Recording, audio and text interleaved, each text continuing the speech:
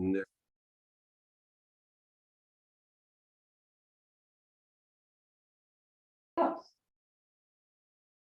And hello, everyone, and good morning. Happy Sunday, or whenever you happen to be watching this is perfect. So we usually have our Sunday sessions, which is a beautiful thing. I love sharing this time with you all. But of course, today we have Reverend Anthony. We are here at Astara. And so it's going to be fun. Anthony's going to lead us in a meditation, and then we're going to have a conversation. And so usually I have like things planned, but this morning we're just letting Spirit lead. So we're inviting you to ask questions, and me and him are going to be talking, and it's just going to be totally like beautiful. So why don't we have invited Reverend here to start with our meditation. So let's begin with this centering. Thank you very much. It's good to see you in person again. Yes. It's good to see you all. Welcome. Happy Sunday. So typically, I always like to invoke before I do anything. I find myself invoking multiple times during the day. And the reason for that is to make sure that I'm continually connected to the oversoul, the higher soul, and to the greater beings that are surrounding us. So if you'd like, we will invoke and then have some fun. Okay. To the Supreme Being, the great architect of the universe, the Heavenly Father, Heavenly Mother. To the Circle of Seven, Robert and Erlin, Master Astalea, Lord Rama, Lord Kutumi, Lord Zoser. To the great Astarian hierarchy, to our celestial guides, our angel guides, our oversouls. We humbly invoke for your great, great blessings. May we be a channel through which thy holy ones approach the world. May we be a center for the radiation of thy power. Teach us to travel light, that we may better gain the heights, break the bonds that bind. Teach us to give ourselves entirely to thy service, to attune ourselves to thy will, to lay down the small personal life for the greater cosmic life, and to love with the love of God in full faith. Amen. Om.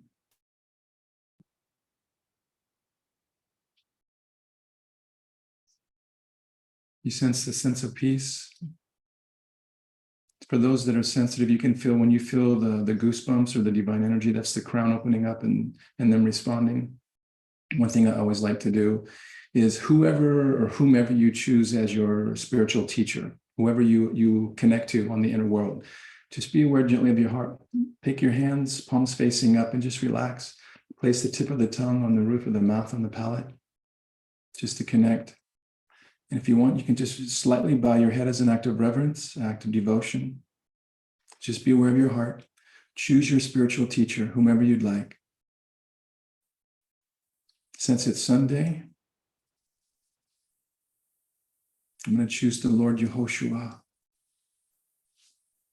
I address him as the Lord Yehoshua Bar Miriam, son of Mary. And just be aware of your heart. And be aware of a beautiful pink light from your heart to your hands, going up to whatever this looks like to you. And just say, please accept this tiny, humble offering of my love, my gratitude, my appreciation, my reverence, my humility.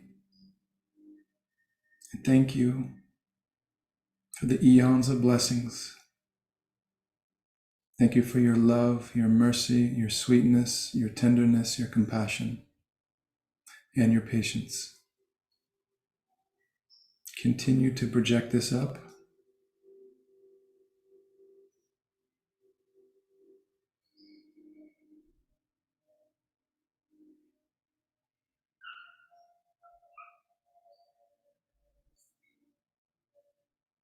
Okay, so that's like exhaling. Now it's time to inhale. Just relax.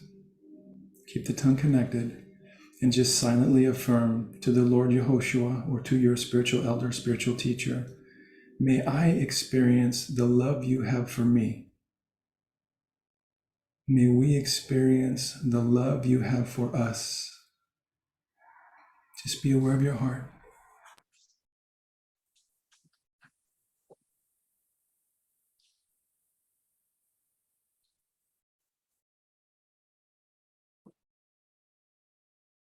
How many can feel the response. It's immediate, which is another asset that we have access to, that we're never alone. Never alone. We always have a higher being around us, a celestial guide, an angel guide, spiritual elder, spiritual teachers. All we have to do is ask. So let's be aware of the heart, be aware of the crown. And there is an adage of, it is in giving that we receive, right? As we sow, so shall we receive.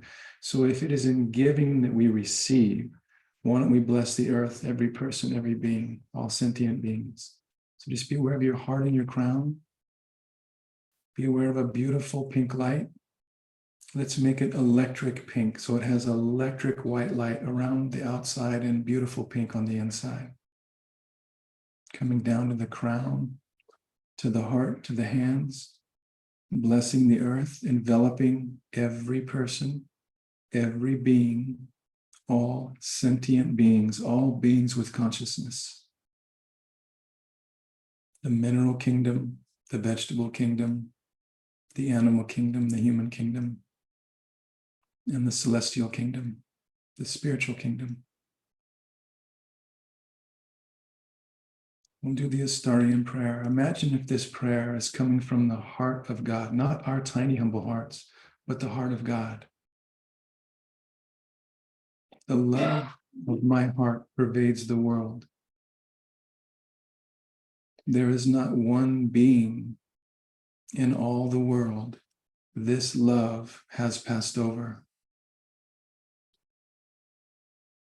Bless our beautiful divine Mother Earth, all sentient beings, all kingdoms of nature, with the unconditional love of the Creator.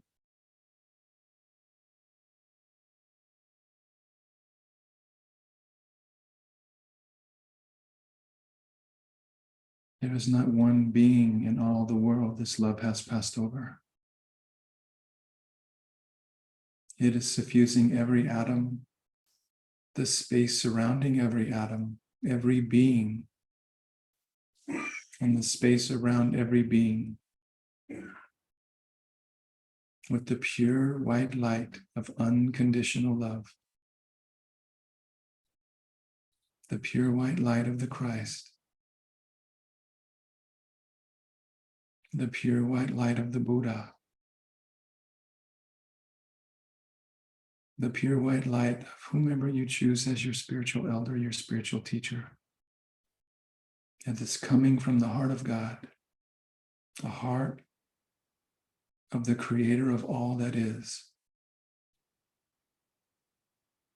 Since love is God and God is love, love is all there is. There is not one being in all of creation this love has passed over. This light surges into, around, and through my blood, and through the blood of all incarnated souls in the animal kingdom and the human kingdom, suffusing every atom with the pure white light of unconditional love, releasing all areas of inhibited soul life, and whatever that means. Negative thoughts, negative emotions, negative programs, cleansing and purifying the mental body, the astral body, the etheric and physical body of all incarnated souls, cleansing and purifying the blood, releasing all negative picture images in the blood with the pure white light of the Christ. May all sentient beings be blessed. Only good can come to me. Only good shall go from me. I give thanks. I give thanks. I give thanks. Only good can come to us. Only good shall go from us. We give thanks. We give thanks. We give thanks.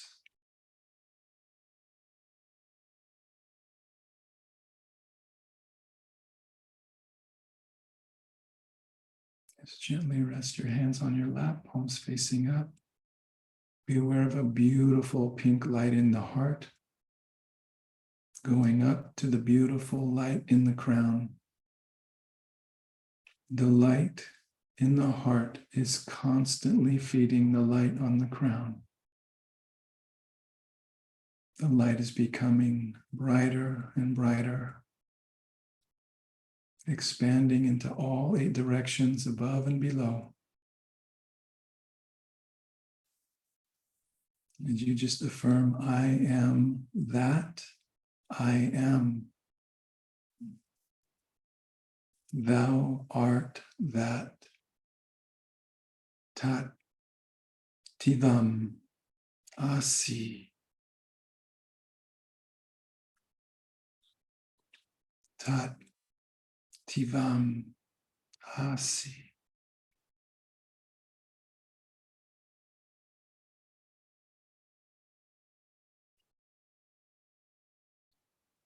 Allow your consciousness, your peace just to expand.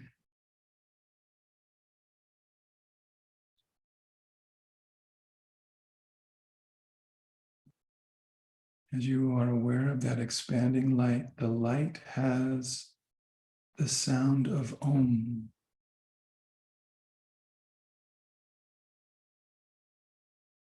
Silently chant the mantra Om. In between each breath, see, feel, and hear the light reverberating with Om. Silently affirm, I am that. I am.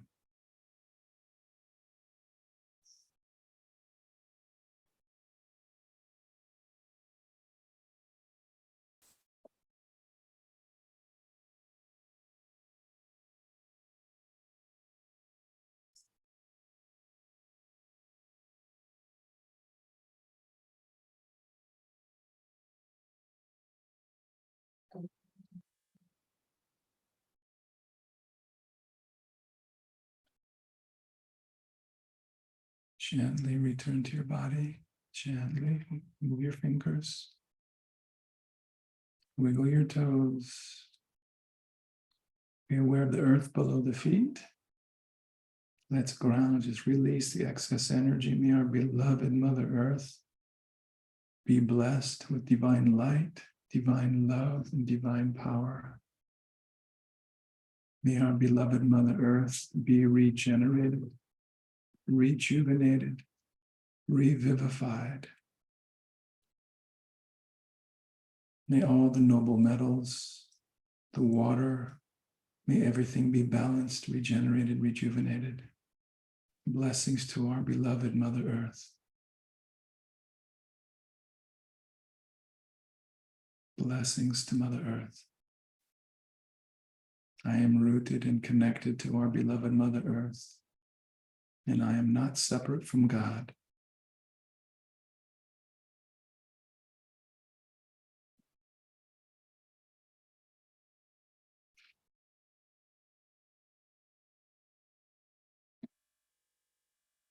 How does that feel? Well, Peaceful? we had the part where you said, come back into your body. There's a part of me that's like, no.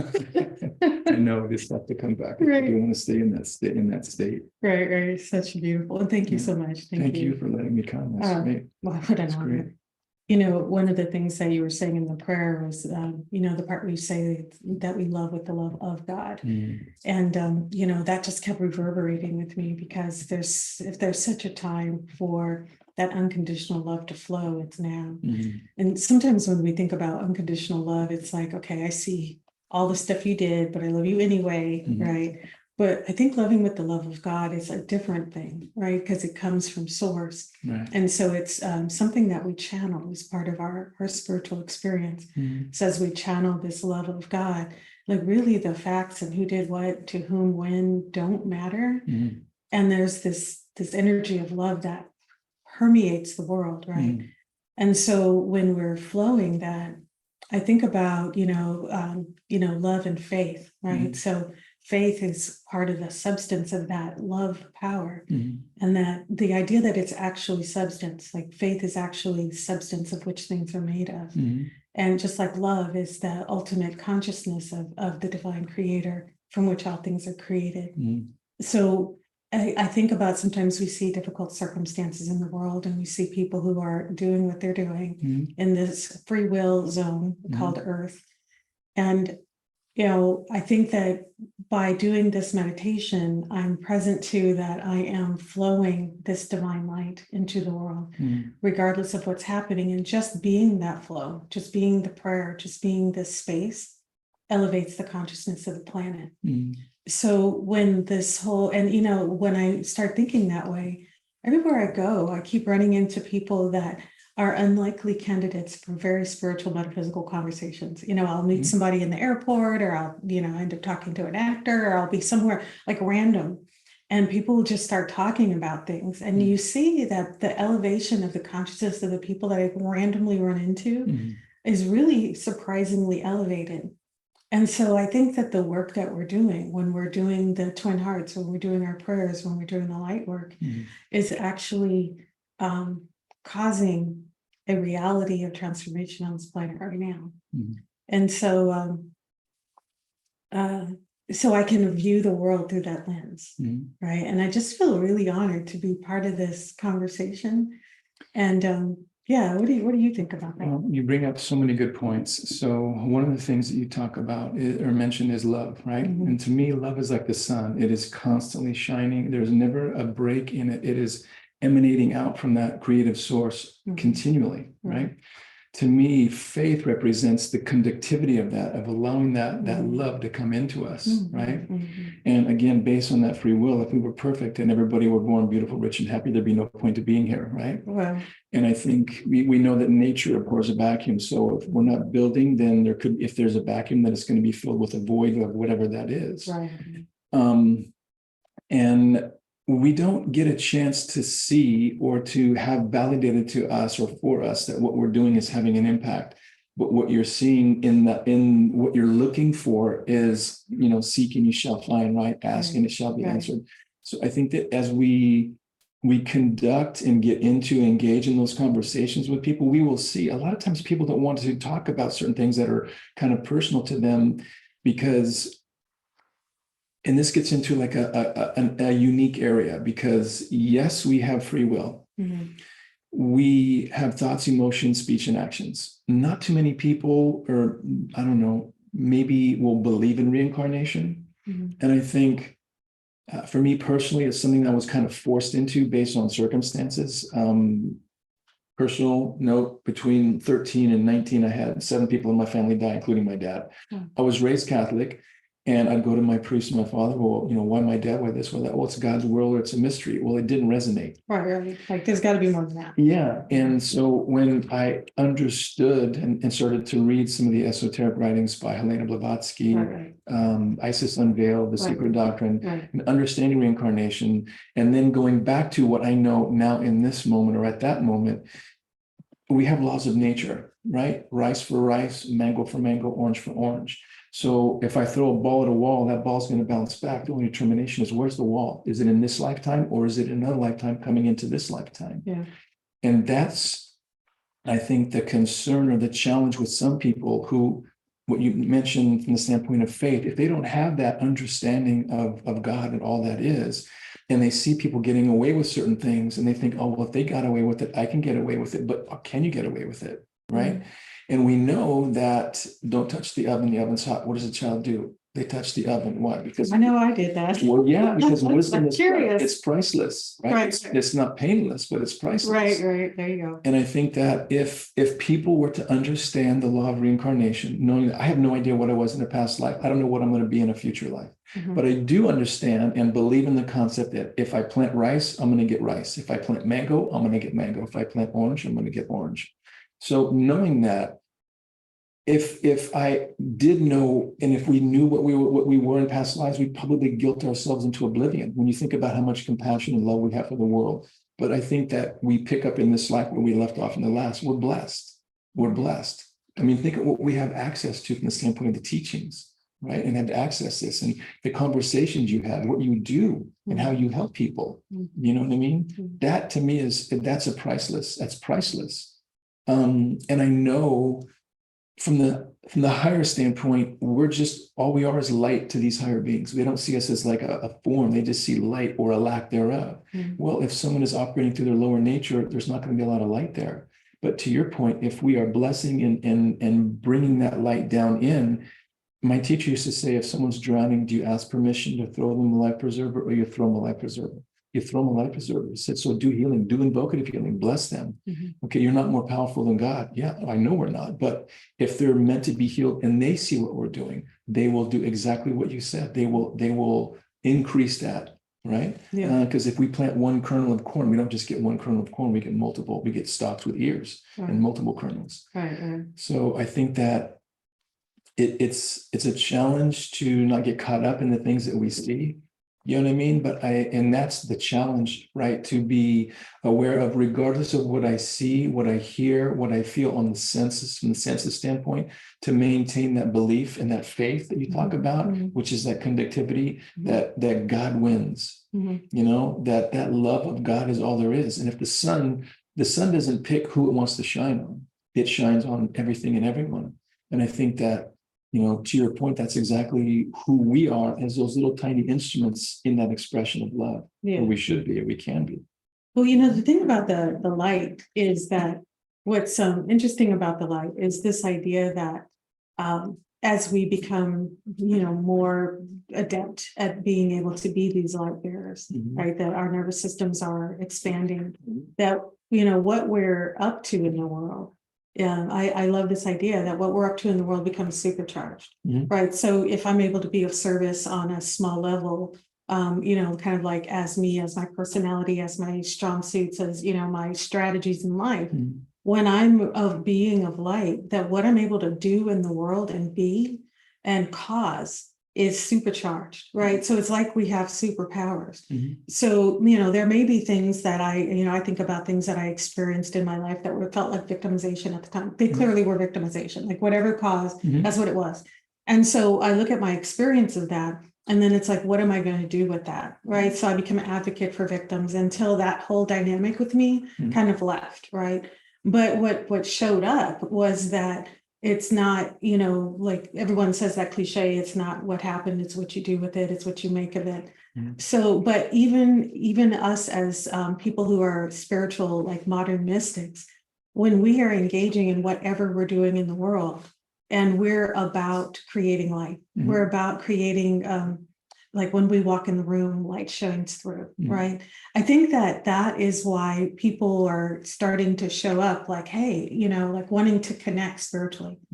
And I also believe that the works that we're doing are so blessed that, like you said, we're planting a seed of light of that corn, and a whole, acres and acres of corn with additional seeds come up. I think that's the power of what we're doing with as light workers, is that we are taking, even if there were the seeds of karmic seeds, that we're actually transforming those seeds in a way that instead of, we may have had one kernel of something dastardly from the past or something painful, we transform that into acres and acres of unlimited possibility. And that's what I love about it. You know, I used to hear people say, oh, well, you know, I'm saved, and so everything I did wrong is forgiven and all of that. And I'd still, like, for someone who had been kind of maybe a victim of that person, you know, I was like, okay, yeah, I forgive you, but like, you get off like that, right?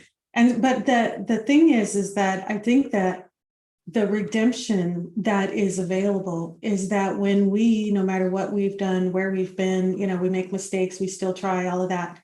When we are turning to the light and we become light workers, that we actually transform that such that whatever good we are doing is infinitely deeper, infinitely more powerful, infinitely more prolific than whatever that seed was. So we can look at that seed as an opportunity to not just have redemption, but atonement. And that's why I think, when we think about light canceling out darkness, it's, I think there is something to the thing that when we bring in that light, that we can nullify whatever that was. And I always remember that story that is in Autobiography of a Yogi, where someone was trying to become a member of one of the guru's sect. And the guru, when he finally, accepted him, he put his hand over the fire and he burned his hand. And everyone was like, what is wrong with him? Right? Why would he do that to him? That's like, despicable. And he said, no, his karma was to burn his entire body. He was to die in a fire. And we just handled that karma right then. And I think that as we engage in being light workers, that we don't know what's in the past and all of that. And sometimes, that can be kind of like disconcerting. Like, I'm walking through life, I'm being a light bearer. I don't know what I did in the past. I have no control over that. And the reality is I don't think we're that powerless. You know what? You bring up so many different points. I'm saying all kinds of things. No, but I mean, because there's so much there. Right. There's so much there. And look, we're not perfect. If we were perfect, there'd be no need for a body. There'd be no need for our life, right? And we still have things that we have to endure or come to get through, that whatever that was, right? Yeah. There's that quote from Buddha: if you want to know your past life, look at your present condition. If you want to know your future life, look at your present actions. So yes, we have free will, right? And to your point, I mean, people make mistakes, but when people, and this is the one thing about religion that just drives me crazy. It's like, well, yes, Christ died for our sins, but it doesn't absolve everybody to do whatever they want to do. You cannot do whatever you want to do. Oh, all I got to do is ask for forgiveness. Oh, okay, I'm good. It doesn't work like that. Okay. And I think that is a travesty that is implanted within that, because it distorts the perception, right, of basically cause and effect, right? And yeah, people have low thoughts, people have higher thoughts, people have low emotions, people have higher emotions. My belief is I can think, feel, say, do whatever I want, as long as it does not infringe upon the right of another human being or another being. Okay, that's free will, right? Am I perfect? Of course not. Okay. We can try. Yeah, but I mean, that's the whole point. And so you bring that up. If you have a moment, well, yeah, we're all having, that means you're human. You have to be able to have that moment in order to balance that out and to get rid of it, right? And I think that's where the forgiveness affirmation is so powerful. Oh, yeah. I love that. Yeah. Because without that, you get attached to whatever that event is and think that, okay, why did this happen? Well, I don't see a cause for that happening. Well, I don't know what that cause is, but nothing can manifest without a cause. I mean, you can't have rice without having the seed planted. We just can't see what that seed was. And I get this all the time. You say, well, what about, the 4-year-old girl who's dying of cancer? What did she do? I said, we're not looking at the body. Okay. You're only looking at the body. We have no idea what the soul, and that's the challenge, because it seems like we're disconnected for compassion if we don't have compassion for those that suffer. I have a tremendous amount of compassion for those that suffer, because they aren't really aware of what it is that's caused that. You know what I mean? On some levels, sometimes a lot of levels. And I think that we need to have more compassion for those that are suffering, because we know that is an aspect of that karma that is manifested in the life for the soul to learn the lesson. And that's what makes it so tough. We are so blessed to be able to have access to teachings and to healing. Do you know what I mean? Through the book of life and the degree lessons, we have so much access to so much. And I think that that's where compassion comes in. That's where we need to be surrounded by people who have understanding of that suffering, regardless of what that suffering is, and be able to provide the love, which is the salve, to that. Say, hey, you're going to go through stuff. We're going to go through things. We have to, but you've got to have love around you so that you can get through that, however long that takes you. Whatever that means. It's an interesting dynamic. It really is, because we're stuck with that the confluence of, what you say, light, right? Well, there's no such thing as darkness. There's only the absence of light. Well, light, if we look at light from the standpoint of truth or illumination or wisdom, so we look at individuals, or we see individuals, or we can validate the spiritual core of certain individuals and see that it's very, very thin. Well, we know that that person is probably working more through their lower nature than their higher nature, right? And therein, exactly to your point about blessing others, is that if we can increase that contact, we can give them the energy. I mean, imagine walking in a room and only having a tiny, tiny, tiny little candle, right? And you're in a void of darkness. That is, to me, spiritually speaking, is how some individuals are. And again, they're picking up in this life where they possibly left off in the last. They need more of our attention than those of us who have been on the path. You know what I mean? And I think that as we invoke and we do the things that we're doing, we are one big spiritual cord up to that great creator of that light, because they see our intention and they know our intention. And intention is always an active verb, always an active verb. And I think that when our intention is pure, to heal, to show compassion, to love, it can't be, how can you not see that? Do you know what I mean? Or how can you not identify that, right? So, God, you bring up such good points. Oh, so much. And maybe we should ask if there are any questions anyone has. Yeah, I have had a couple people type in already, and then I'm gonna make it so the community can also unmute themselves and ask questions. And I think Greg's gonna join in with this with you guys, so I'm gonna get it all recorded. You guys are gonna have to be a little squeezy. I'll sit. You guys look great. All I'm right. rubbing shoulders with our men, Superman. All right, first question. What does Astara teach about Satgurus? Are all Astarian masters Satgurus? A nice easy question to start the morning off with, guys. I would not consider myself a Sadhguru at all. Not at all. So I'm a follower of the teachings. I'm a tiny, humble servant. That's all I am.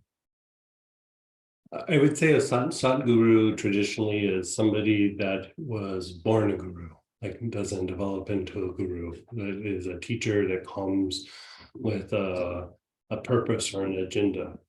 And, those are few and far between. They're usually realized at a very young age. And I think we're just all students of different teachers that come to this organization. The reason being that this organization is very inclusive, so we can all have our different paths, but the mechanics are the mechanics. And the thing with Astara is it's the foundation for other healing modalities and other practices, and it's because it's the mechanics. And so I mean, I would say more than anything, I feel more like a student than a teacher, where I'm just trying to learn the nature of being human, my own nature, my own journey. But I also like to share it with other people. And I kind of find myself a little bit boring. I'm much more interested in other people than myself. Like it's one of those things where, I know all my stories, they're very boring, right? But when I interact with other people, even with somebody who's very new, and they ask what they find to be simple questions, it still helps me to learn something about the practice, and it helps me to learn something about myself, because sometimes those simple questions are something that I bypass because I'm trying to be smart, or I'm trying to be whatever, and I would say that being a student is a full-time job. What about specifically the Astarian masters? Are they Oh, Satgurus? yeah. So with that, Right. like Kutumi being a holy master, Christ, you could call Christ a Sadguru, but I would say he's a great avatar. He's much more than just a Sadguru. And I'd say even now for Kutumi, You know, when they look at the being that brought Buddhism to Tibet, Padmasambhava, which would also be known as the Buddha Meiling, they refer to him as the Sadguru to Sadgurus. You know, he's a great, great teacher. And I put Christ in the mix of that. As far as Zoser and Rama, I'm not sure about that. And they You know, also added Chenies, Master Astalea. yeah, it would be hard to answer that question. A Sadguru,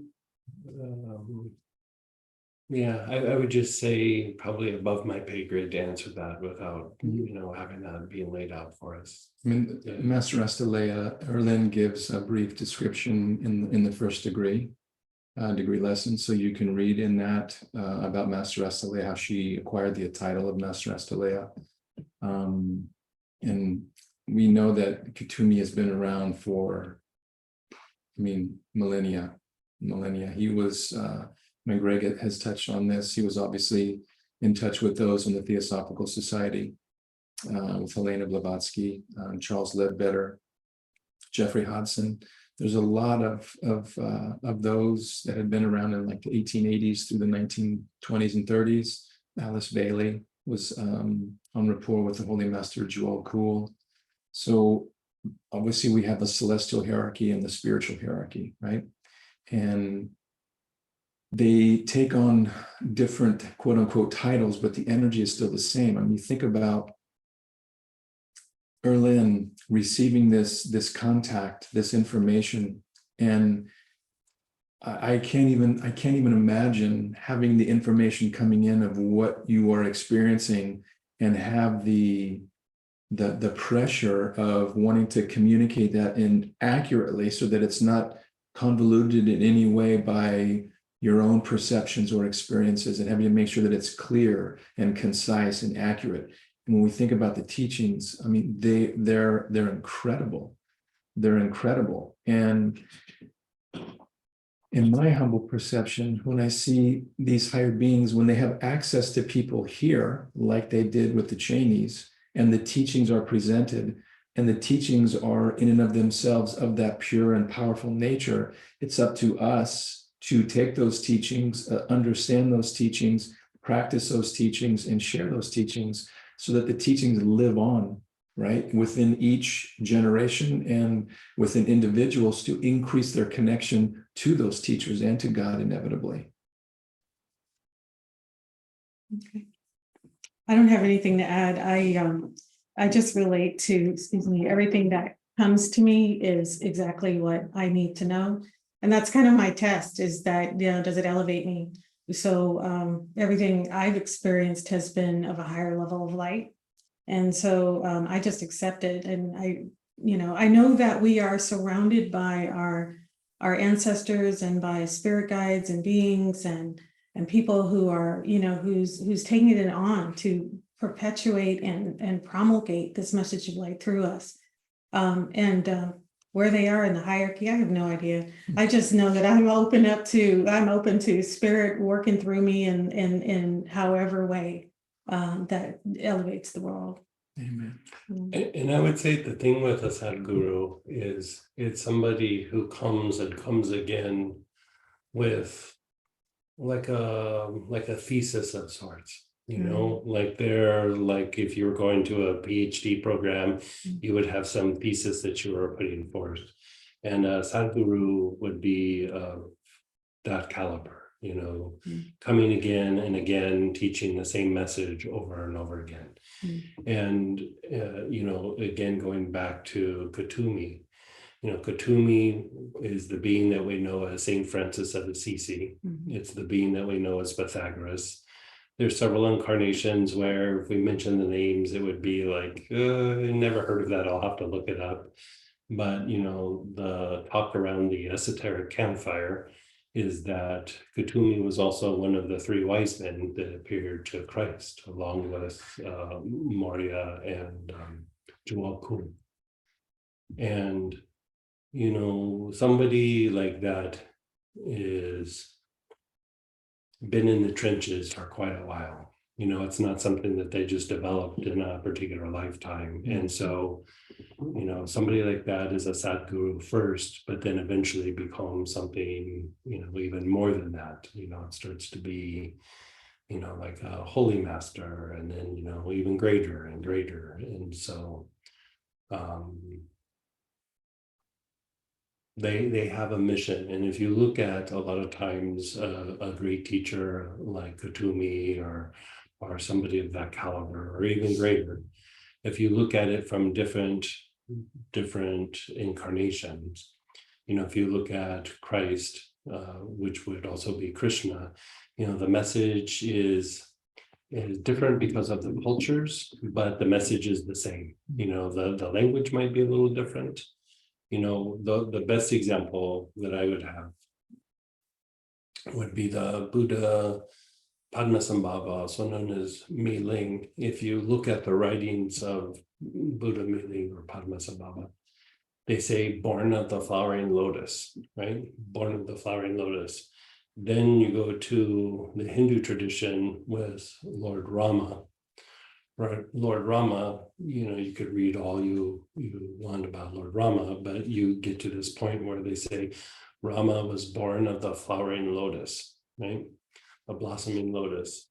And then you go to Nefertum, who in the Egyptian tradition is the deity in charge of healing and healing with plants. They say that he is born of the flowering lotus or the blossoming lotus. And so different traditions might call this being by a different name, and they might have some different verbiage, but you see similarities when you go from tradition to tradition. And in this particular case, that born of the blossoming lotus shows that it's the same great being coming just with different names. And when you look at somebody who is Sadhguru, they appear in different traditions with the same message. You know, it might have been a great yogi at one point, and then incarnated in the Muslim tradition in another incarnation, and then did something in the Hebrew tradition in another incarnation. You know, they go through different cultures, but saying the same message, I guess is a great way to say it. Nice, thank you guys. Someone said, I've heard that this afternoon, the reverends there at Astara are going to do healings on the members being on site. Please will you guys do healings here and now on all of us here in this session? Maybe towards the end, after we do all the questions, we can do a little healing. Nice. Yeah. I think we can accommodate that.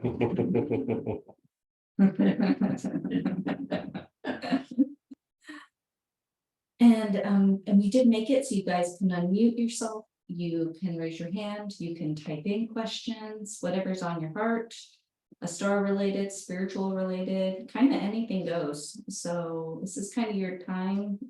We do this usually about once a year on these special anniversaries. So you have anything, you've been studying a star or whatever, feel free to unmute yourself, raise your hand, type in the chat.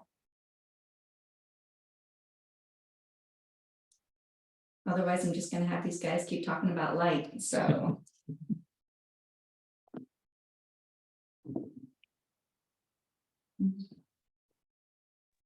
What do you guys see for the future of Astara? Maybe you want to.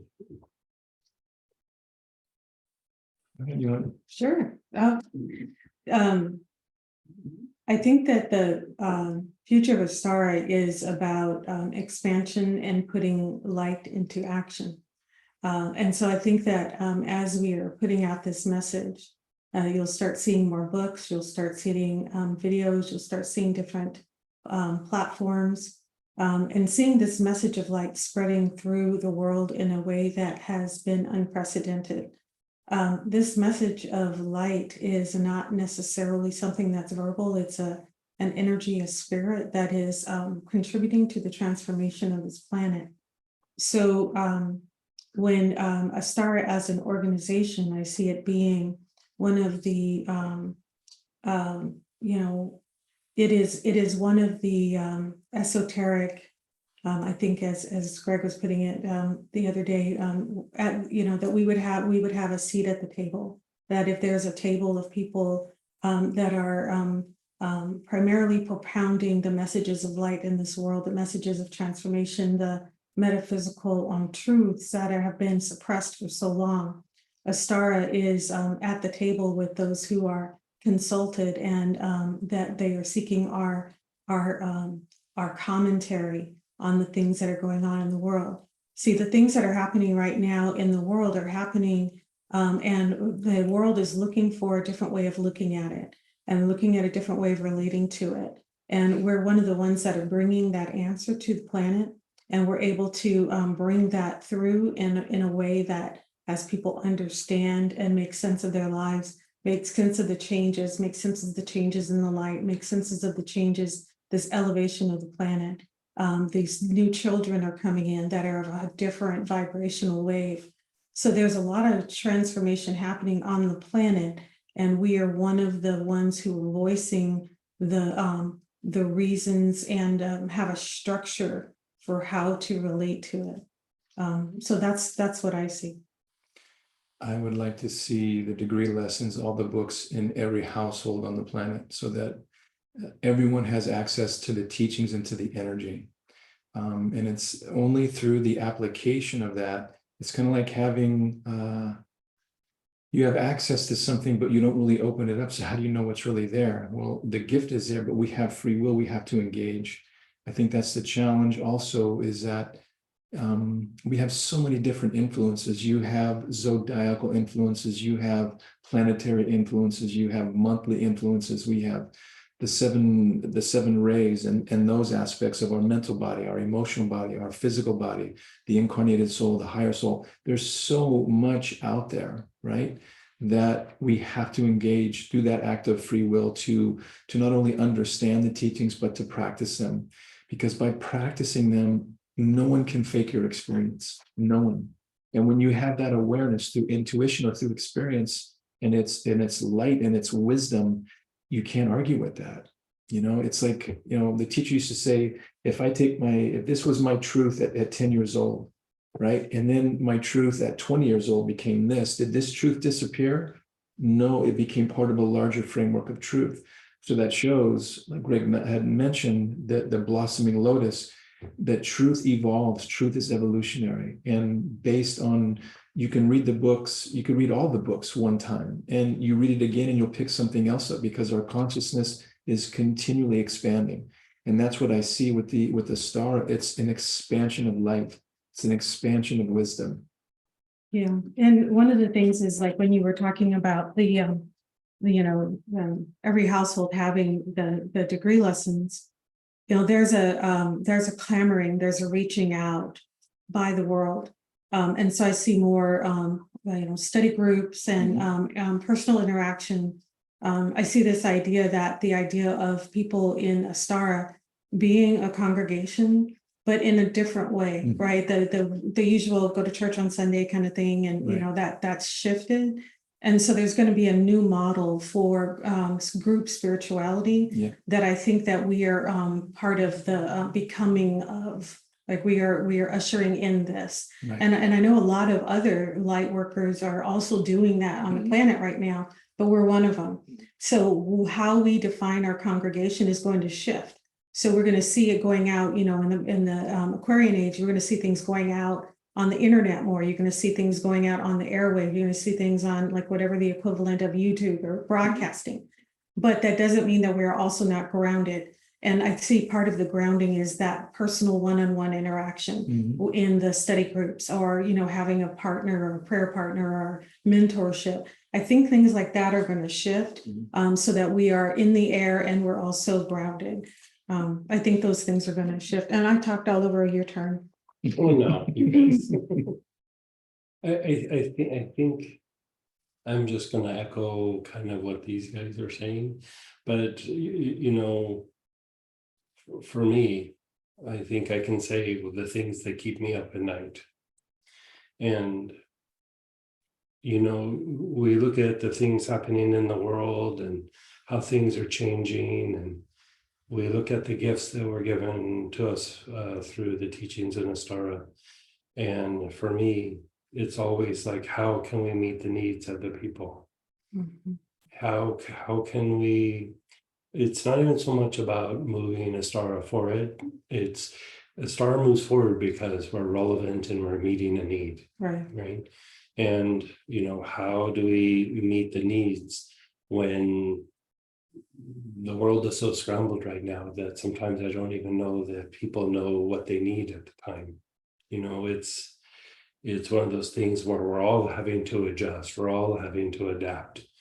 And I think the gifts that are given to us by Astara help us to adjust and adapt to these ever-changing times, but at the same time, that we don't lose ourselves, that we don't get too entangled with the chaos in the world, that we're able to maintain our connection to our inner selves, our inner truth, our the connection to the divine.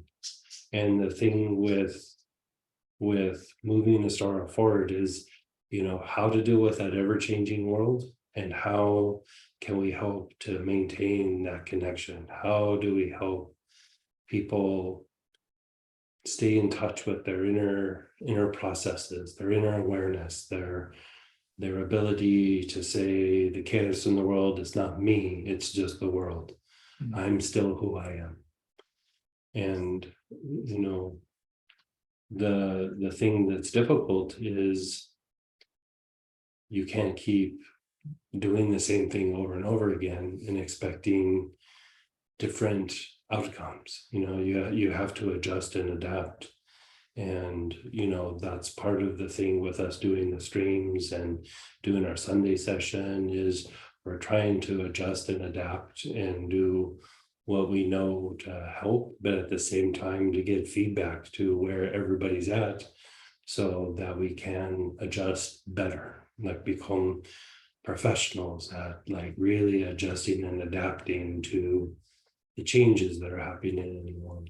And with everything going on, I think if I had a wish for Astara, that would be the wish.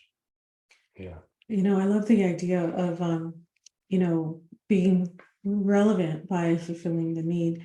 And the imagery keeps coming up to me of a pit stop. Mhm. You know, you're running you know, I never really watched NASCAR, but I've seen, you know, them driving around in the Oh, circle no, thing. it's okay if you did. Yeah, I watch Cars on Disney, right? So, but there's this idea of a pit stop, like you're running the race of life and you have to be refilled.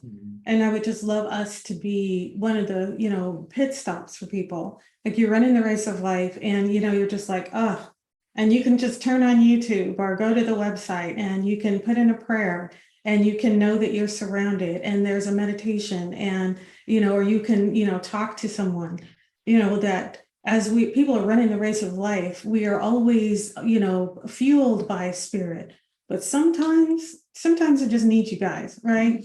And I'd like for us to be for you know, for people that are running this race of life, that we're the fueling, they're one of the fueling stations. Yeah. That's a great way to say it. Yeah. You know, you both brought up two things that flagged me intuitively, and you know, with Greg talking about, you know, the events of the world, and you know, depending on where you live, right, we're swimming in the soup of millions of people, right? So we know the energy body extends based on a certain, I guess, relevant circumferential area, right? So we're in each other's thoughts and in emotions. We're inside the astral body. We're inside the mental body. When we're in a room with people, well, think about being in a city where there are tens of millions or millions of people. That are they meditating? Are they happy? Are they peaceful? Are they joyous? Or are they not so much, right? So then you have nations that are built that way. And then you have the global aspect of that as well. So to both their points about staying connected, are the things that we're experiencing mentally and emotionally, are they ours, or are they something that we are picking up that is being elicited by a seed that we have in the energy center or on the protective web that's vibrating, saying, I think I need that. And then we get pulled into a certain situation. The stronger the connection to the higher soul, the less is going to be that temptation towards whatever that is. And a lot of times, if you do experience a stray thought or an emotion or the need for an action, cut the cord, release it, get rid of it, and then bless, right? So I think that we have access to the teachings. We know that, right? And if we don't practice, it's like, if I go to the gym once, am I going to get the body that I want? No, it's not going to happen, right? So we know we have to develop persistence. We know we have to develop a habit, a spiritual habit, a celestial habit of staying connected to them, and know that that is available to us, just like we had in the very beginning of asking, right?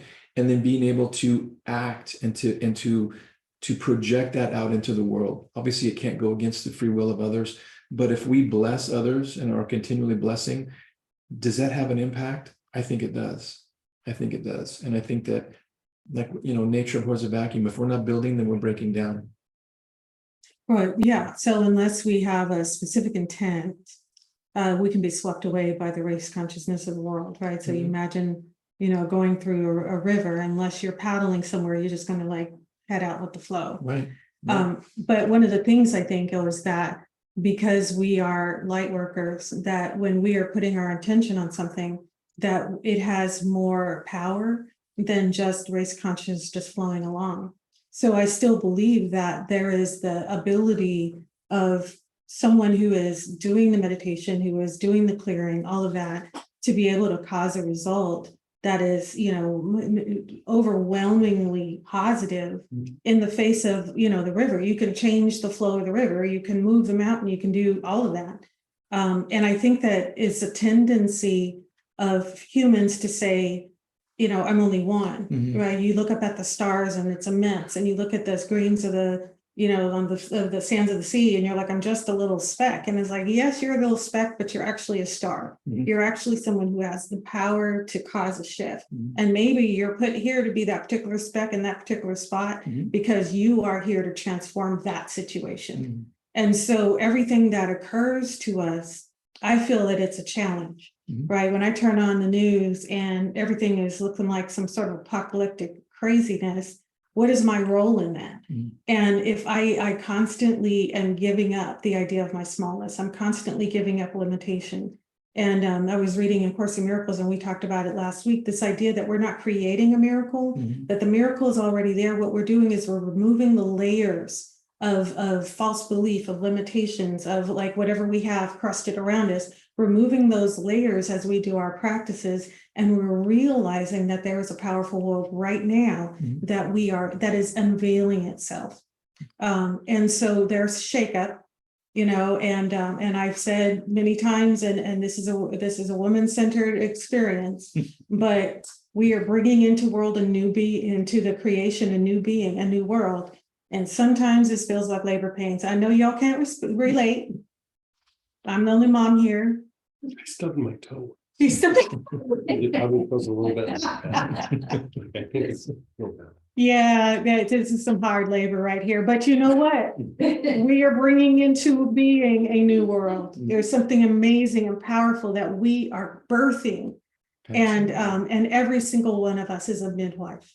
Every single one of us is bringing this. So as we are shedding these layers of this belief in our smallness, we're shedding the layers of our belief in reality that this is true, this means something. No, there is no war between light and dark, because there's only light, and light wins in the story.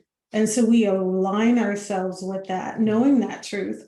And then we start watching the material realm, the corporal, the things that are in the reality, seem to be reality. We watch that dream change in light of the higher functioning that we're admitting. And so, that's one of the beauties of having a startup. That's one of the beauties of having an organization like this, is because we are able to bring our collective attention to something that is beautiful, Mhm. right? And so, yeah, I mean, I see, I watch the news and oh, right? Oh my Mhm. God. And then I'm like, okay, I'm going to go into prayer about that. And the first thing I treat is myself. Mm. First thing I treat is myself. If I believe that that is the truth, if I believe that that has power, if I believe that that means that I'm powerless, then I treat myself first. And then I remind myself that, I may be in this like little, 55-year-old woman with some gray hair body kind of thing, but who I actually am is a powerful light worker. And I am here for such a time as this. And every single one of us is. And we know that when 2 or 3 are gathered together in the divine name, that spirit is with us. So what we have as collective consciousness called Astara is that we are midwiffing a world of power into being right now. And we get to connect with each other and encourage each other and uplift each other and heal each other and pray for each other and just, link arms and hearts and make it happen. I do want to let you guys know, someone said, well, they said the pit crew, I say the Astara pit crew. Right. And then go ahead, Peggy. Go on. Hi, y'all. Hi, Peggy. Hi. It's just so nice to be, or wonderful to be a part of this community, and be able to throw out the light and the love like ripples. It just, one little tiny stone makes really big ripples. And when we have a collection of all of us together, it's waves. It's waves where, and to, I've been inviting people, they've been coming, they've been inspired and falling in love with the star like I have. And we're going to grow and help so many people. It's just a beautiful, beautiful thing. And I want to thank y'all for this beautiful weekend. Wish I could be there. But I'm there, and we're all together. But just keep throwing it out. Of course, I turned off the news because I got to keep my vibration higher than the news is allowing us to keep it. But that's just me. But again, degrees, everything, just keep putting the love out there. And it works. So thank you for letting me be a part of this wonderful group. And thank you, Peggy, and thank you for bringing a joy spreader, a professional joy spreader. Well, and on that note, someone asked, how can we as members help spread the teachings? Well, I think there's a lot of ways. For one, being an example, being an example in difficult times always has a greater impact than we can see and realize. The next part would be to, help bring people.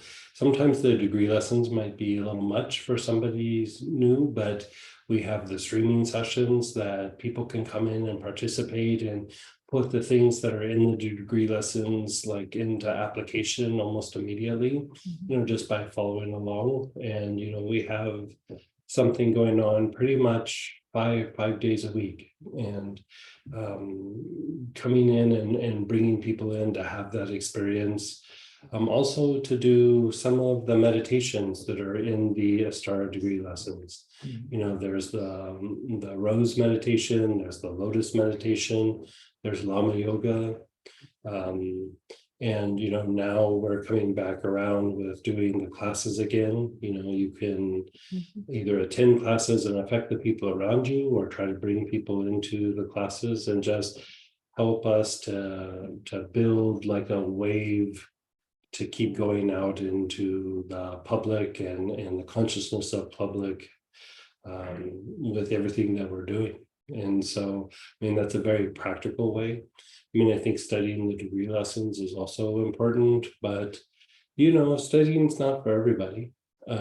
People who are really interested and want to go deep can do it. But when you're dealing with somebody who's new, like they might be anxious, they might be a little depressed, they might feel a little uncertain with the world, and just handing them a book and saying, you should probably study this, it might take too long from their perspective, right? And so that's why we put the streaming sessions in place. That's why we're doing meditations. That's why we're trying to do something like a little quick 20-30 minute meditation where you can just let go of the anxiety, let go of the stress, and go on with your daily life. And there's some lifestyle components that we're doing, but all in all, connect them to one of the things that fits them. If they're a studier, man, we have a library for them to study.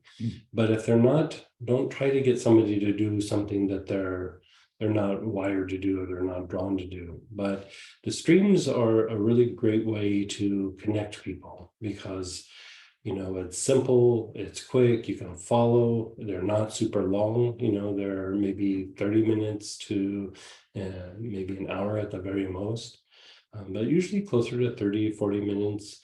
And I think you can have a lot of experiences very quickly, and in there's some meditations, but also helping people to meditate, even if it's just a little simple meditation. It's a very powerful tool in any time, but especially in these times. Reverend Greg, I think a lot of people have had negative experiences with people who proselytize. Mhm. I know I have. Mhm. And I think there's a background of proselytization that's like, I'm right and I have the answers and I'm going to save you from whatever, right? And there's an element of control and being right about that. And I think that the energy of what I've experienced with the star has been something completely different. It's more of an opening. It's like an open space where you can come in and delve into, just plumb the depths. For me, I'm a studier, right? So for me, it's just like plumbing the depths of the, well, why? Well, what does this mean? And, having stories and answers and different points of view, and being able to honor all of these different points of view, understanding that there's one focus of spirit, that there's one creator God that has this divine energy, and we're all just kind of like at different, places on it. So because of that opening, I think that when people have asked me about it, I've mentioned it, but I think that my sermon is my being, and it's in my speaking, right? And so if I'm saying or being and people ask me more, I'm happy to share. But I don't think that the light workers of today are proselytizing. I think we're just open. So like you said, we have it up, and we're an open invitation. And you'd be surprised how serendipitous things can be when someone is searching. They both bring up such cogent points. If someone is going through something, we have intuition, right? It's that tiny little voice. So we can ask that individual, what's the source of this? What's the source of your confusion or your pain, whatever that is? Because we have the ability to do healing, right? And just the act of invoking, the names of the higher beings begins the healing process.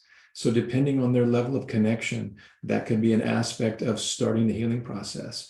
Plus, if you are constantly looking at the degree lessons or the books, at some point, just picking something up and reading 2 or 3 sentences, you might be surprised at the intuition of how you have access to within the book might be relevant in order to manifest that in that day, at the end of the day, with somebody else that might come to you and say, I'm going through a tough time. What is it that you're going through? How maybe I don't know if I can be of help. I'm not promising, but do you want to talk about it and see what that is, express what that is? Because I think that there's so much light in the teachings, and typically when we're going through pain, it's because we're disconnected from that source, and we have access to that. And so trust where you are, and the work that you've put in, and the books that you've read and the teachings that you have acquired. Trust that as a source of light to those that are around you as well. I love that. And it kind of segues into this next one. It's a 2-parter, but I'm going to jump into kind of the second part because really you guys can all address this. They said, I'm a 20 years plus into mystical teachings and am curious about how Astara is unique in comparison. I'm not sure what my starting point in understanding my relationship to Astara ought to be. Comparing it to what? I'm Mhm. not sure what we're comparing. And you can type in, or you can unmute yourself, have the conversation with them. Science of Mind. Oh, well, I come from Science of Mind. I'm a licensed Science of Mind Yeah. minister now. Yeah. So what is the question? So it was, I've been studying 20 plus years mystical teachings, and I'm curious how Astara is unique in comparison. And I'm not sure what my starting point in understanding my relationship to Astara ought to be. Okay. So one of the things is that a starting point really is possibly just reading. I've been reading Science of Mind for many years, and also Astara.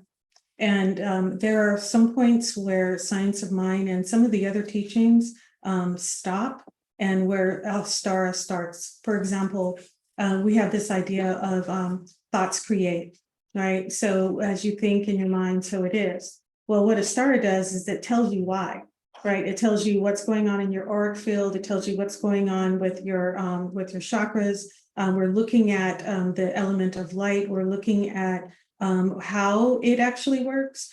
So I'm kind of a person where I believe that it is actually true that we create our reality with our thoughts.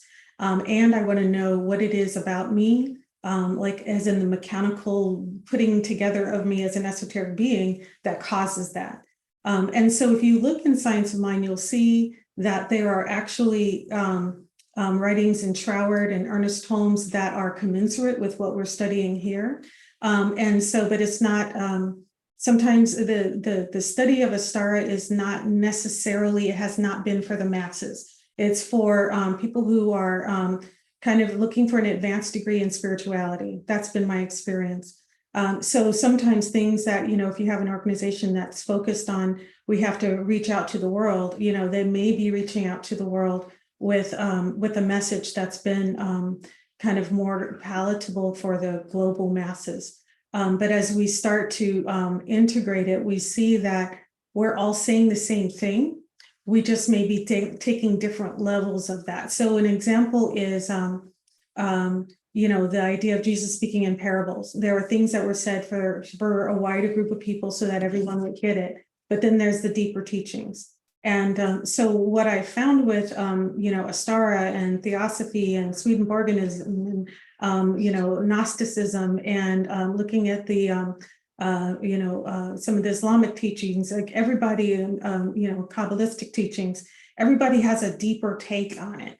And so what Astara does is it just kind of corrals all of it together. And then I start to see that there are some pathways for me. So where you start, where we all start, it's, it's everyone has their own path. But for me, the path was reading the degree lessons and comparing and contrasting it and doing kind of a survey of what everybody else was looking at and seeing that there were threads of truth.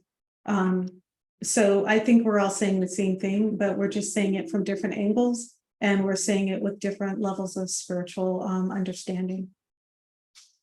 So Nice, very nice. and I want to add that I am a licensed minister with Science of Mind, with Centers for Spiritual Living, and I'm able to integrate the principles and what I've learning with Astara in my Science of Mind ministry because there isn't a conflict. Yeah, I love that you said that, because those of you who don't know, Reverend Tammy was really getting this degree for. Took 7 years for me. Yeah. So she Yeah. is. Yeah. I I have a master's degree in consciousness studies from Holmes Institute and a certificate in ministry. And I recently became licensed as minister. Yeah. With them too. Even though Greg ordained me first. And I think I'm gonna even kind of open that up. I don't know if you, Anthony or Greg have something to say, or even, Reverend Matthew or somebody, any of the reverends might have a correlation between, this mystical study and, Astara, and, where you found that as a support for you. Well, I would say for myself, I had a background on both sides of the fence. When you look at a spiritual practice, there's the mystical side, and there is kind of what you would call, like, I don't know, like the old school way of saying it is like the occultist version of it, which is a step-by-step process. And I don't think one is better than the other. They're just two sides of the same coin. And, the latter process being a step-by-step process, I think is very, very important. It really helps give us guidance into developing as a person, developing the emotional mental body, and developing as a soul. And also influencing people around us that might be having a difficult time. The mystical side is very personal. Like, the thing with the mystical practice is it's kind of about like waking up where you're at. It's not trying to do something. It's not trying to be something. You're just trying to have a realization, or you're trying to realize the things that have been said and taught. And, a lot of times we have these preconceived ideas that we've read from books, and we've read from authors, or we've been taught techniques and things of this nature. And we go through and we go through and we go through and we go through the steps, and it's still not touching something. It's still like we're doing it, but it's still not scratching that itch that's down deep. And that is where the mystical side really comes in. There's a mystical practice, but there's just the idea of practicing mysticism. And it is really about bringing something forth from inside, from the inner world. And even when you have all these different practices or these different modalities or whatever it might be, it's still kind of waking up in the practice, waking up doing the steps, waking up in whatever the modality is, and doing it from the inside out, you could say. And for me, we all have different backgrounds. And for me, I was probably trained more in the mystical practices than in other practices. And it is an ongoing pursuit. It is not something where I found the teachings. It's constantly something that's taking me to another level and another level and another level. And some of it has been one-on-one instructions from a great teacher. Some of it has been practices. Some of it's been ceremony. Some of it has been actually doing healing on people and doing acts of service. All of these things are important, but more than anything, I think going through and looking at all the practices and the things of everyday life is doing the self-reflections, like looking within, trying to breathe life into the things that I'm doing, basically trying to be a genuine person. And in the indigenous practices, I traveled with a medicine for a while, and he would refer to it as walking the path of a true human being. He would say most people are walking around asleep. They're not really a human being. They're just, they're trying to be a human being. They know the idea of being a human being, but for him, somebody who was living from the inside out was walking the path of a true human being. And I think any chance you can get to have something stimulate that process is valuable. And for me, it's been several things, and Astara has been a big part of it. And I still hope to either get more out of a star or have something else come along that stimulates me more. But right now I have a lot of things to digest with the things that a star brings forth. And I would say mysticism isn't so much a practice as it is an awareness or an awakening. It's a realization, or at least a series of realizations. And whatever you can tap into to bring those realizations, that awareness, I think that's a valuable tool.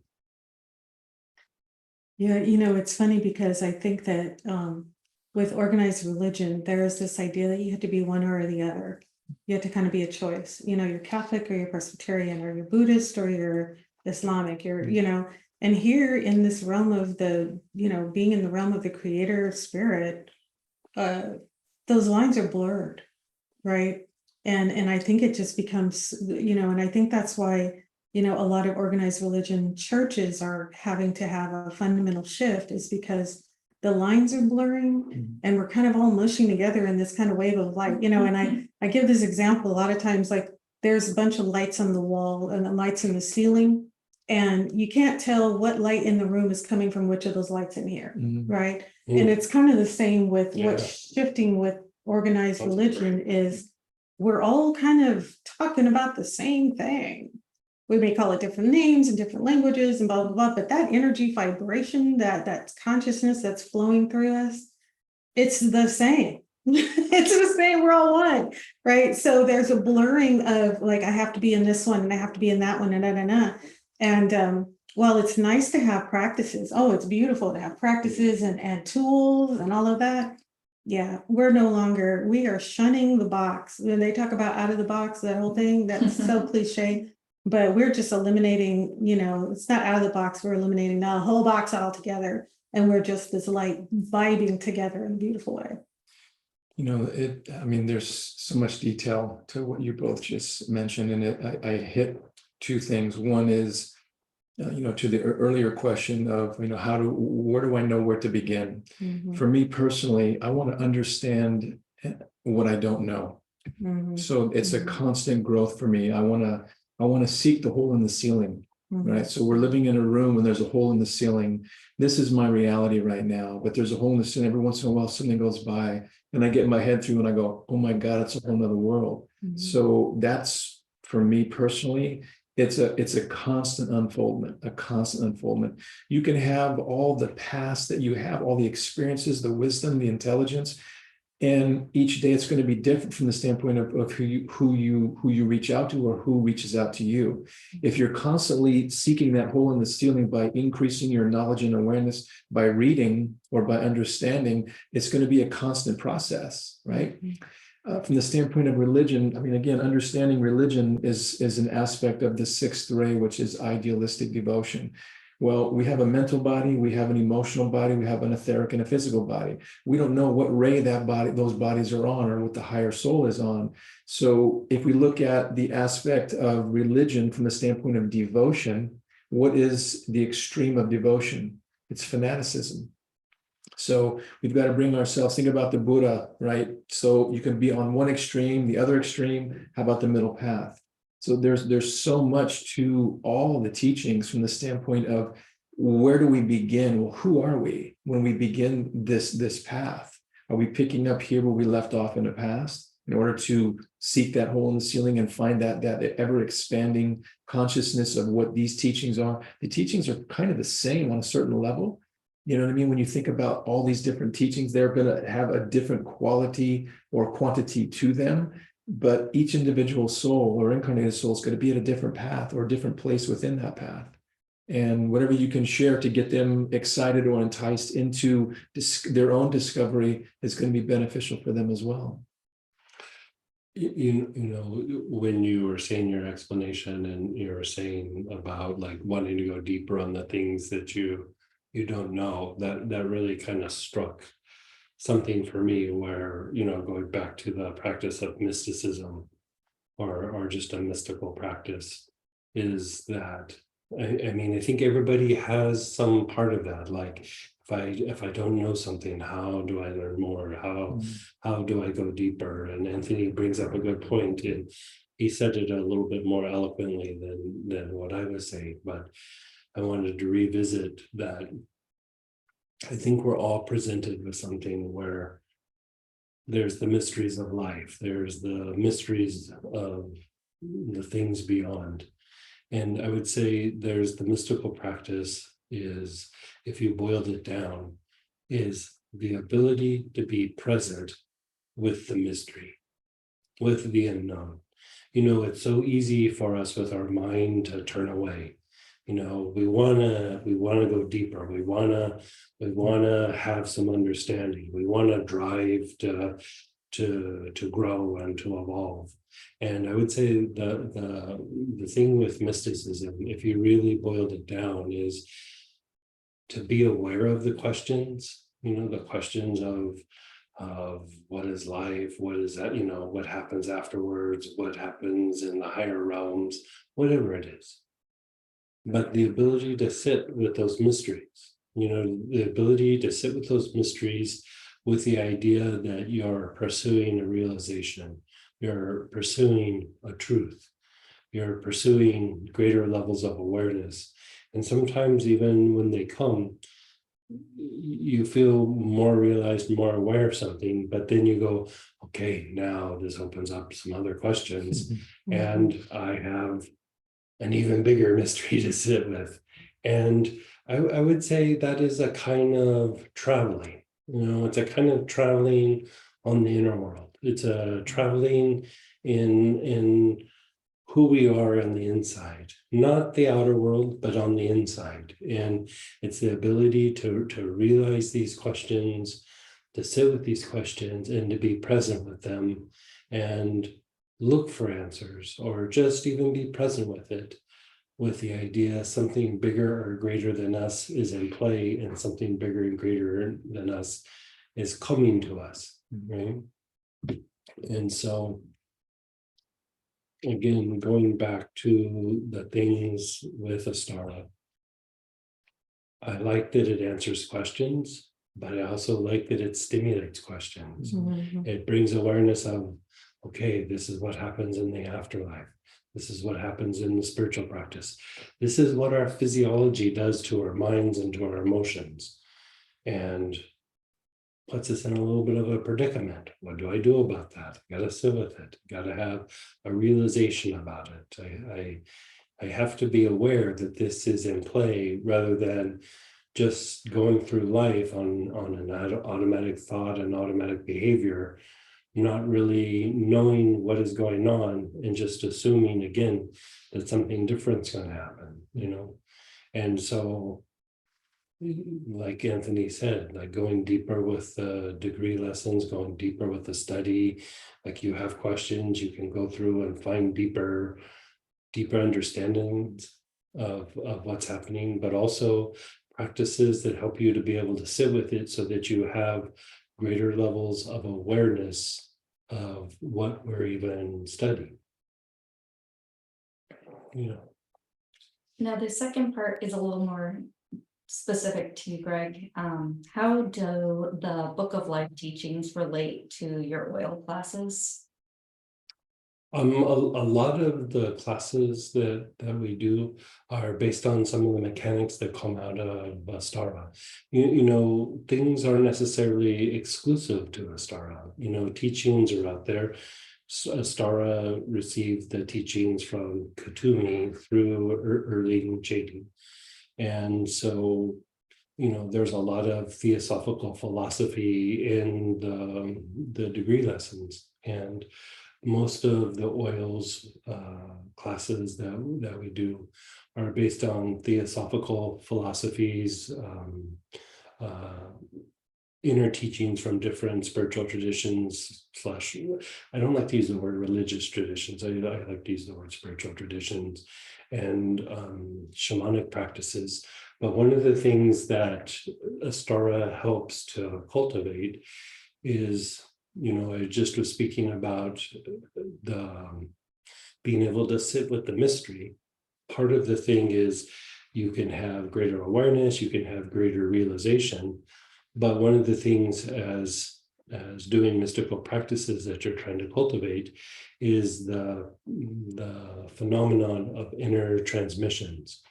And inner transmissions are teachings that are, you could say, up in the ethers, but a lot of times they're being given by a teacher that's not in a physical body, and they're to be brought forth just like the Astara degree lessons are. You know, the Astara degree lessons were given to Erlene through transmission. And the thing with the oil classes is, you know, part of the practice when we're bringing these things forth is as they are a byproduct of, you know, clinical experience. They're a product of, you know, years of study and being around teachers. But a good portion of it is through this transmission, which is a byproduct of the practices that I do with Stara and some of the shamanic practices and Buddhist practice as well. And so I say they go hand in hand. I mean, there's several classes that we've done that are just straight out of the Astara books with oils. I mean, honestly, there is several classes that are that, but studying the Astara degree lessons would help you to understand what we're doing with the oils, not so much about the properties of the oils, but how we're applying the oils. You know, the oils bring up like a interesting kind of approach, because the sense of smell is one of the quickest ways to shift your nervous system and your mind. You know, not just essential oils, but just like in the environment, like that sense of smell can adjust your behavior, can adjust your nervous system, it can adjust the mental processes. And so by using essential oils, you can help shift and align with something very, very quickly, rather than allowing your mind to be the thing that brings you there.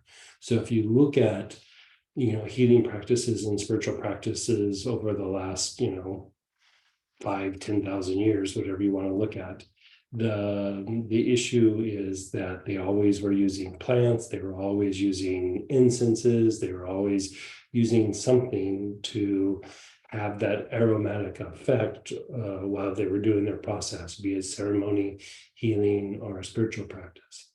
And so plants have played an important role for a very, very long time. And I would say great teachers, I'm not saying I'm a great teacher, I'm just saying great teachers through the centuries, you know, these guys don't just do things randomly, like they do it with a purpose. And so all I'm doing is following in that tradition. Plants played an important role in these processes, because we do have to deal with the body, we do have to deal with the nervous system, we do have to deal with the mind and the effects that the environment and our past has had on these things.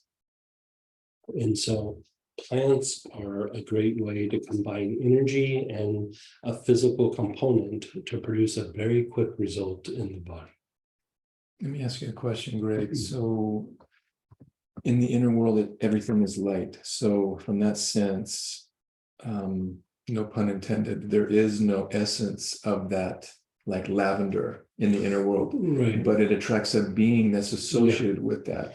If you're able to evaluate the energy or feel the energy of the plant, there's the energy of the plant that is physicalized, that you know, you see the lavender plant and the flowers, and there's an energy that is emanating from that that plant or that essence, right? But if you were to step back and go, okay, but there's something else going on, those plants act as like an anchor for something to come through. And usually, especially if the plants are handled properly and with like a respect, it doesn't even have to be consecrated. They just are handled with intention. There is more energy coming through the plant than the plant is emanating. Right. So a lot of times different plants are associated with maybe a different being or a different aspect. Like sometimes beings are just not just, but sometimes beings are personifications of different aspects that are in our awareness. Like there's the being that is the personification of time, right? And so in the shamanic tradition, the plants are not used like a substance to say like, oh, this is good for psoriasis, this is good for hiccups, this is good for, whatever the condition is. They refer to them as plant teachers. This will teach you something. Work with this plant. You need to learn this plant.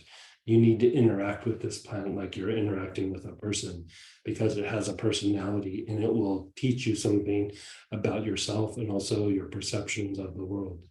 And like you said, it's not just the essence that we know on earth. There is an essence that comes through. I mean, I really feel that plants are a divine manifestation that can help heal physically, psychologically, but also guide us in our spiritual practices with something that is more than just beyond words. Words can only get us so far. There's the celestial hierarchy and the spiritual hierarchy that are associated with everything.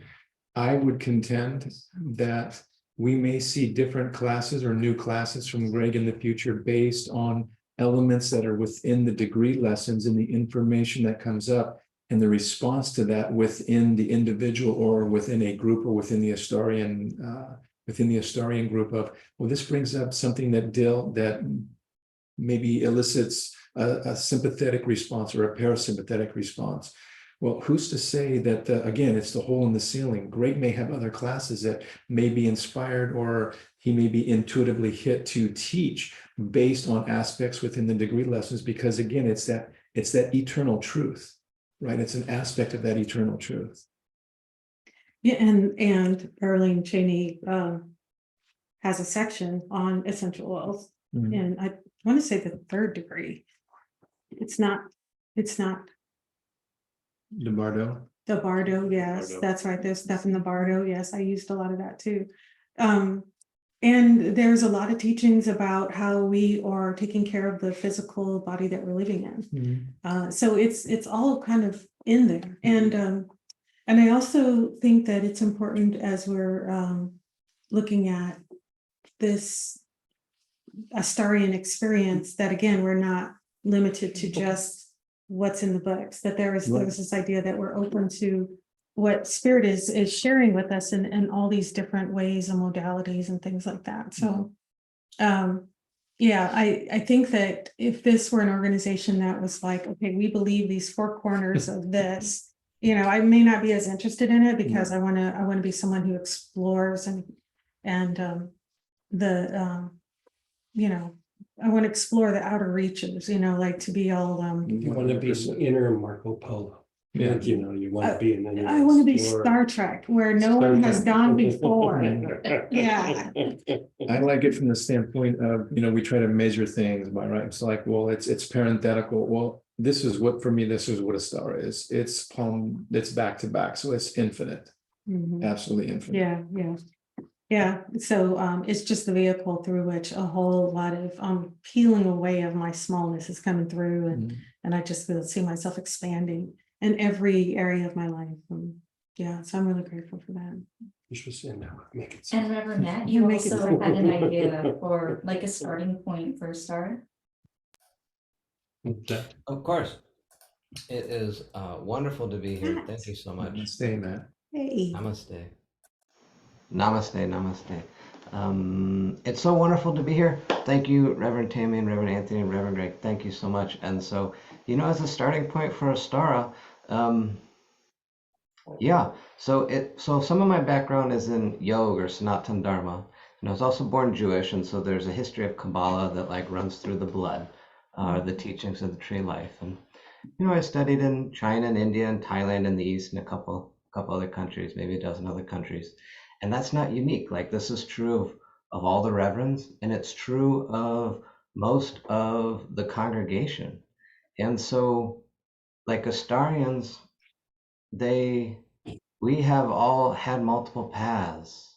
We've all had multiple teachers. And like our paths lead us here and our teachers lead us here. And it seems that we're in the right place and we're at the right here at the right time. Absolutely. Yeah, so I don't know, more than a dozen years ago, I was in the high in the Himalaya mountains, and that time I was in a cave. It was a Himalayan cave beside a waterfall, a glacier waterfall, and I was doing some deep mystical practices there, and I came out and I came down to a little guest house, which was still far away from civilization.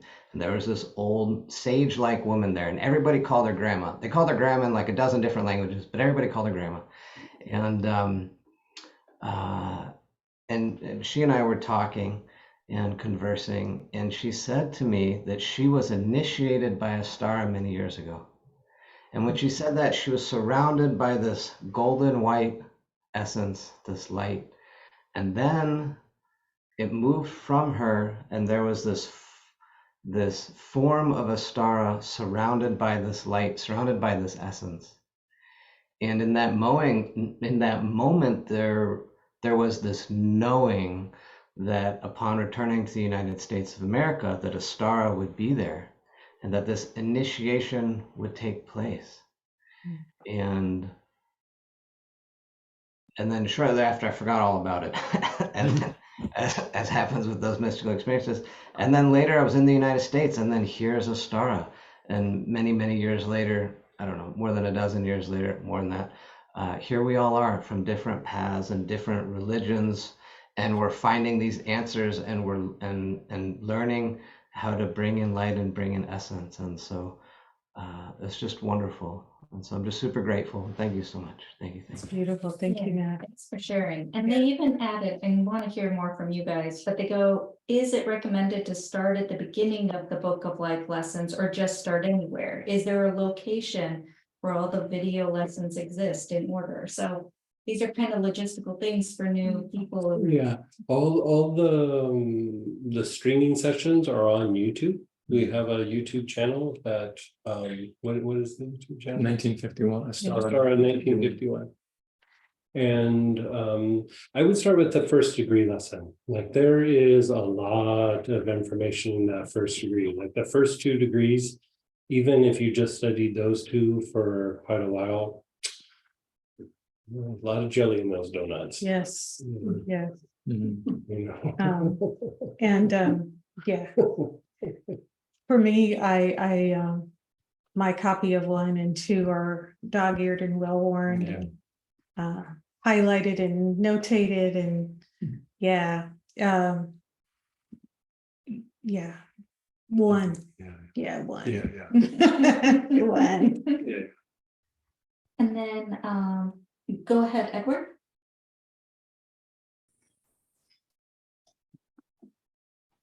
Nice to be with you all.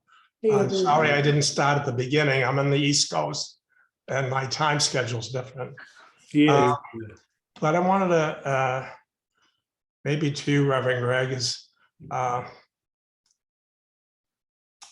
sure where to begin with this.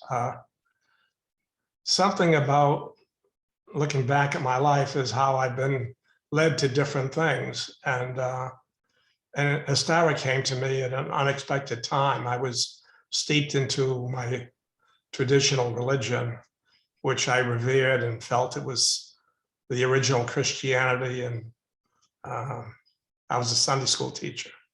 But then things began to happen. And I guess the thing I'm leading up to is you mentioned about just being present with the mysticism. And that resonates with me because it's like I want to embrace all these things. I want to do oils. I want to do mysticism. I want to do rituals. I want to know what Buddha was really like. I wish I went to India. And in a lifetime, you can't embrace all of these things, you know. So I'm just wondering how important, what is really important, I guess, in terms of living a God-intended life or my intentional life, I realize I don't have the time to accumulate what you folks have accumulated. My circumstances weren't such that I could have even done some of these things, but I have a strong feeling for the Ostara teachings and what is true. And I guess I'm trying to calm myself down, saying, you don't have to. There's so much to this whole idea of whether you call it mysticism or religion or teachings or the world. I would say a couple of things about that. Like, and we were having a conversation last night, and that kind of was going along these same lines. And I would say a couple of things is, for one, regardless of the practice or the religious or spiritual upbringing, or the practice that you have now, that mystical component was sitting with the mystery. That serves any tradition. Like, regardless of the tradition, it's not like somebody has to change a tradition or change a practice. Truth is truth, and awareness is awareness. And regardless of the practice that you've done, regardless of what tradition you belong to, I think that practice can be done regardless. And the thing that we were discussing last night that Anthony was sharing was that, going around and having these different experiences, they're wonderful, but are they important?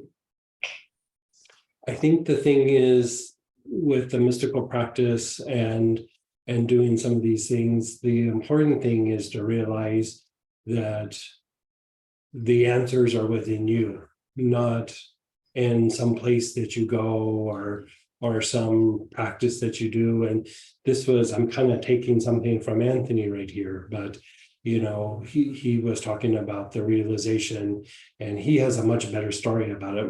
My stories about realizing things like this are quite boring. Like I hear people tell these wonderful stories, and mine was none of that. Like, mine was just very kind of bland and milquetoast. And I was very fortunate to have teachers and go and do things, but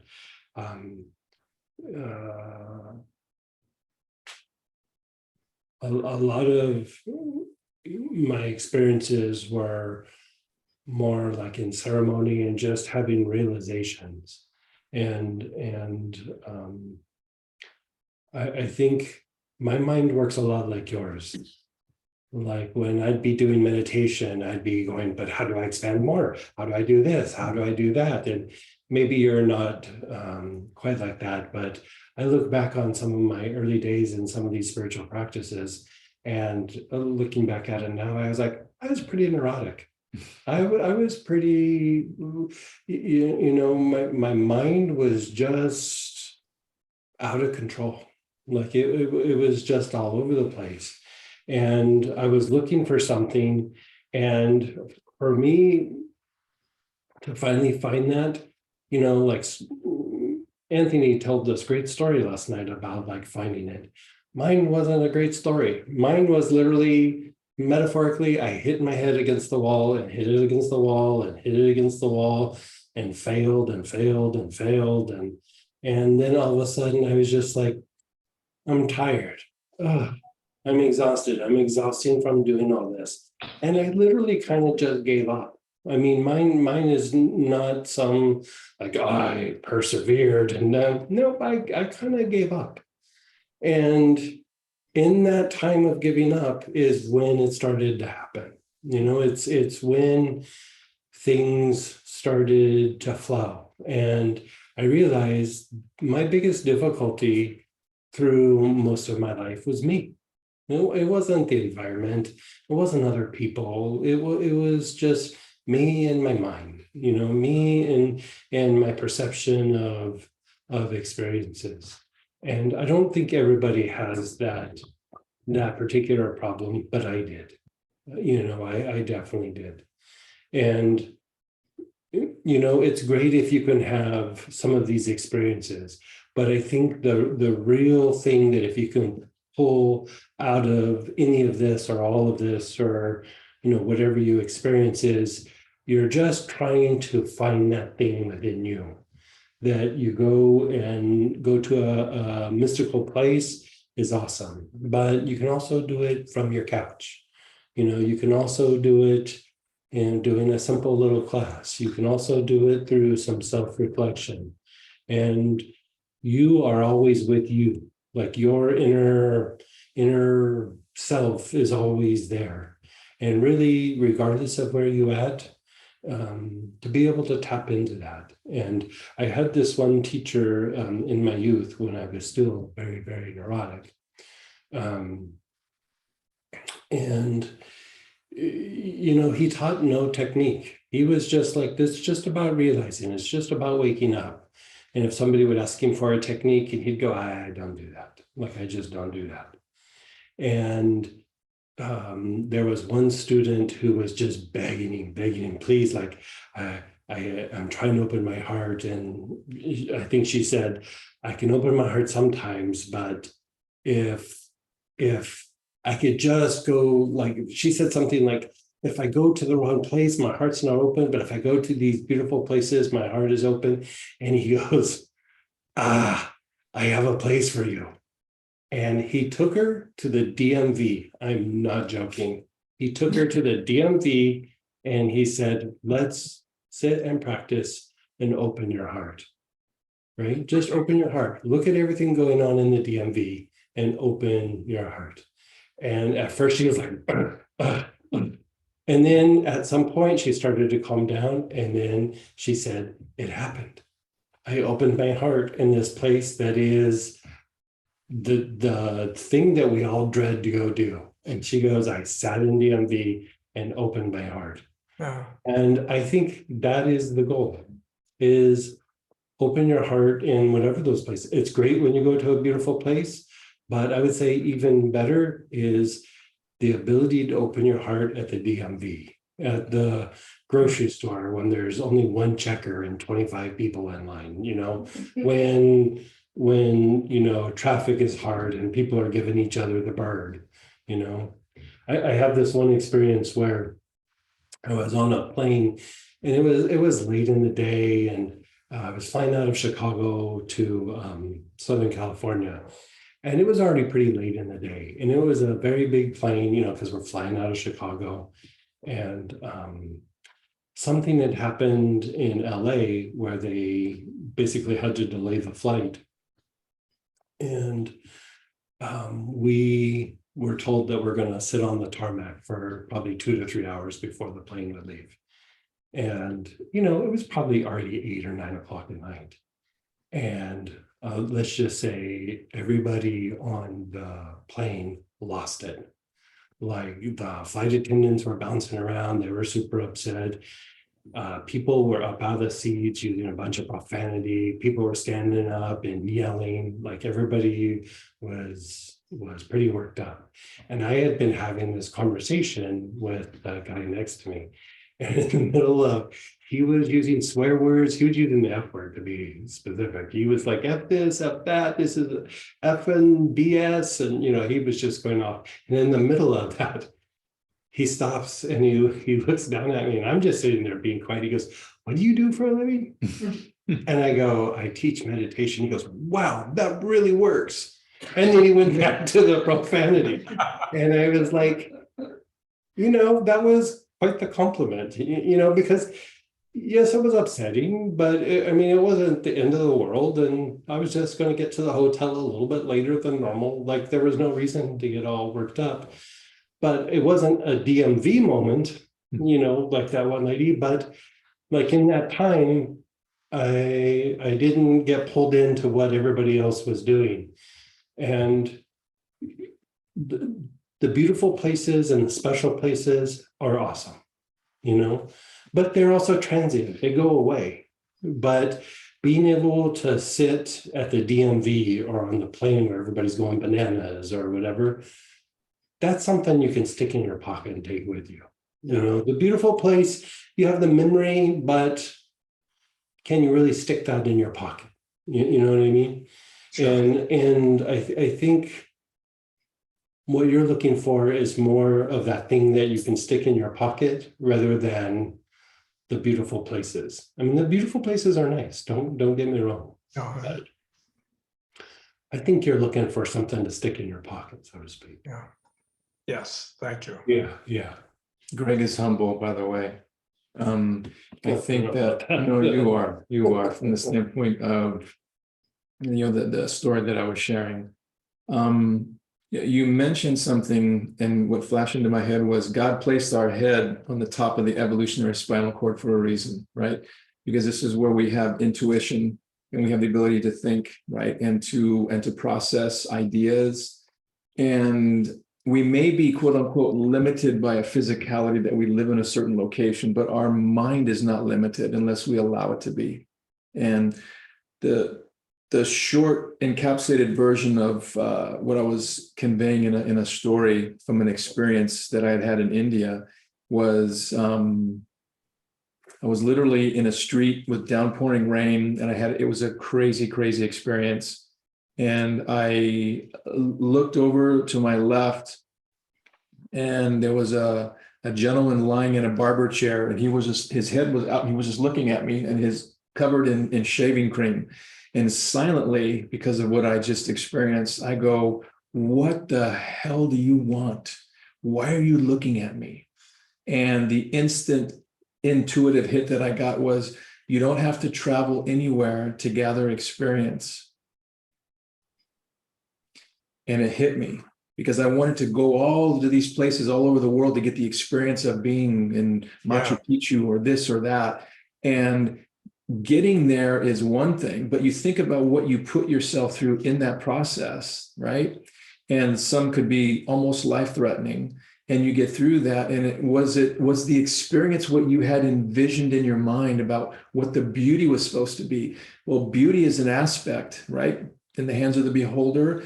But I think that our intuition, if you want to go somewhere, and that's the beauty of meditation, it gives you the ability to practice stillness and awareness to allow that either to come in or to go to that place. And I think that you do have that, especially with your years and years of experience.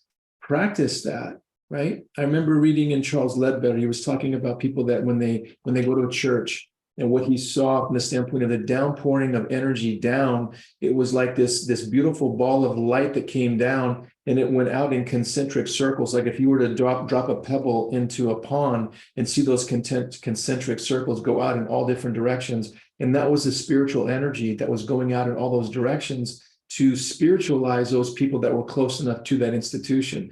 Well, what about what you have the ability to do within your neighbors in New York or wherever, right? Based on that act of meditation, and you do that daily or maybe twice daily, who knows, right?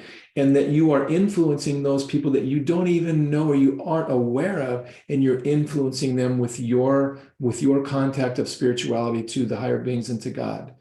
And I think that you do have that. You have an incredible imagination. You have great experience. Use those two. We need two hands to clap. Use those two and see what you come up with in meditation. Thank you. Mhm. That's very helpful. I Very have helpful. an additional viewpoint.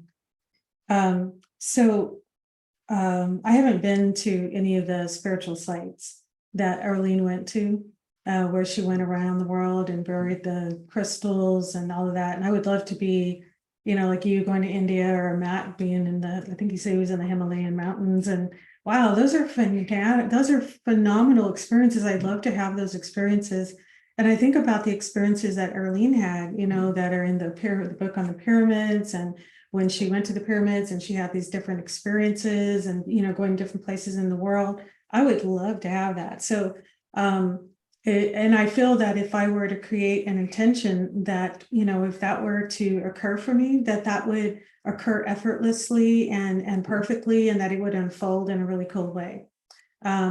It hasn't happened for me yet. And I'm not saying that I would feel that my spiritual experience is lacking or, like missing something, because of course, everything is eternal and spiritual and there's consciousness. but I wouldn't mind taking a trip. Like, if Greg were to take us to the pyramids or something, and we would go, find like some hidden we super might do vaults and stuff like that. I'm not, shoot, I'd go, sign me up, right? So I'm just throwing that out there.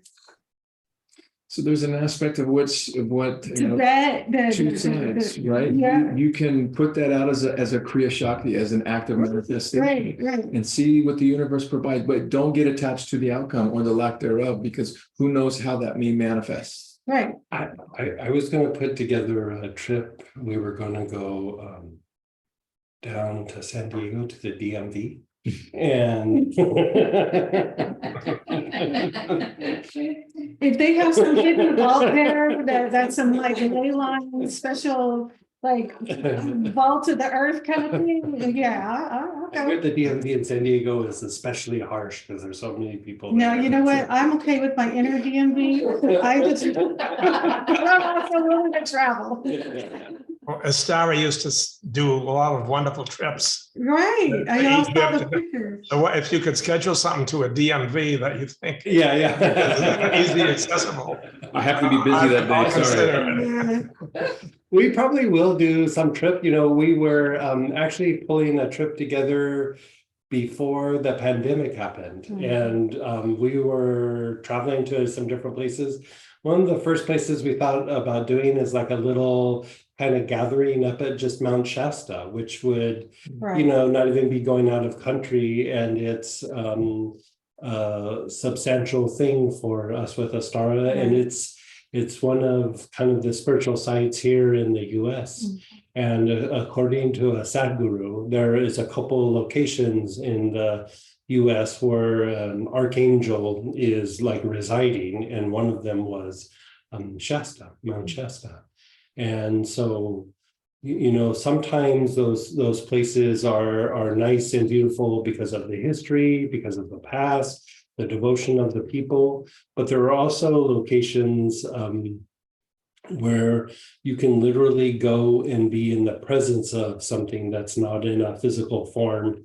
Even the idea of the vortexes in Sedona, those are angelic beings, maybe not archangels, but they're angelic beings that you can go and physically sit in their presence. And there are some things even here in the US that we could do that would be, kind of cost effective, but we were looking at possibly doing like a vacation here or there.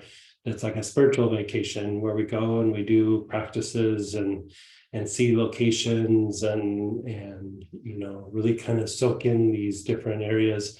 And for me, I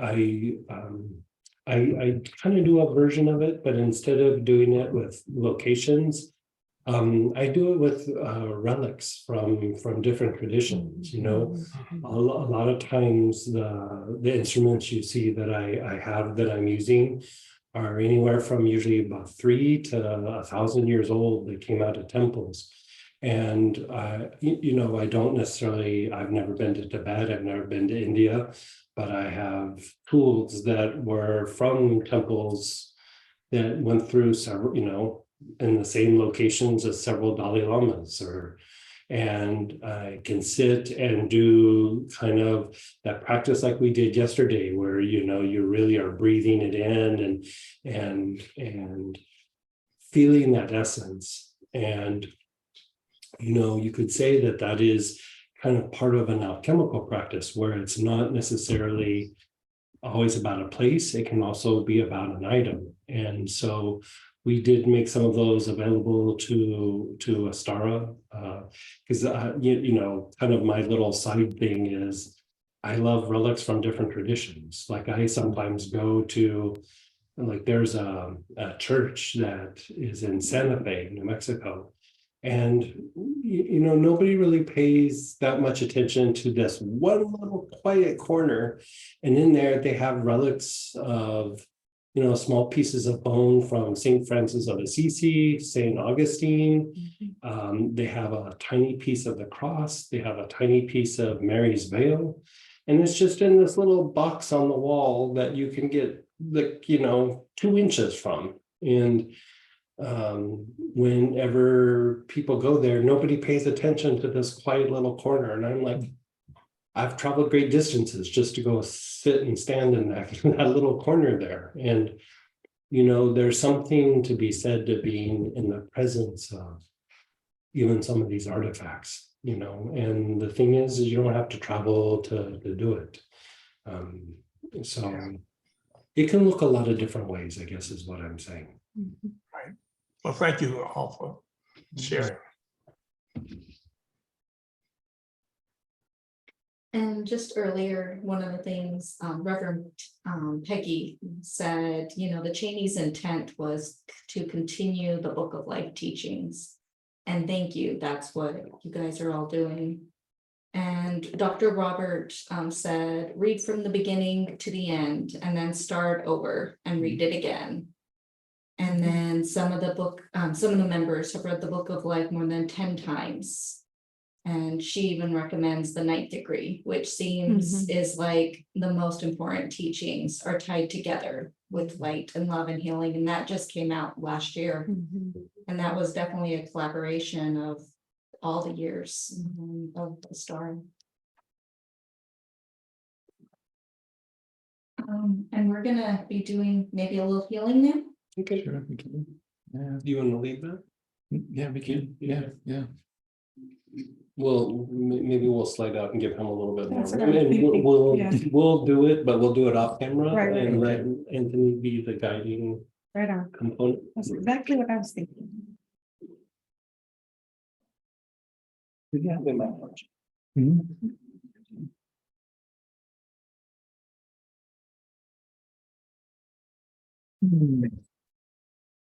Okay. So we will attempt to do a complete healing on the body, on the mental body, the emotional body, the etheric and physical body. We'll go through circulatory, respiratory, digestive, secretive, eliminative, muscular, skeletal, central nervous, olfactory, sympathetic, parasympathetic. We'll go through it all like we would do in a normal healing with our prayer. Okay. So let's just invoke so we get connected to the great architect of the universe, supreme being, Heavenly Father, Heavenly Mother. If you have a spiritual teacher or one that you pray to, please ask for their blessings. I will invoke for Holy Master Choa Kok Sui, to Buddha Padmasambhava, to the Circle of Seven, Robert and Erlen, to Master Astalea, Lord Kutumi, Lord Rama, Lord Zoser, the Lord Christ, the Lord Yehoshua, to the Astarian hierarchy, to all of our celestial guides, our angel guides, our oversouls, our higher souls. We humbly invoke for miraculous healing energy and miraculous healing power, for divine light, divine love, divine power, divine guidance and help and protection, for mercy and compassion. We ask for the blessings of abundance and prosperity, with gratitude, with respect, and with love. So mote it be.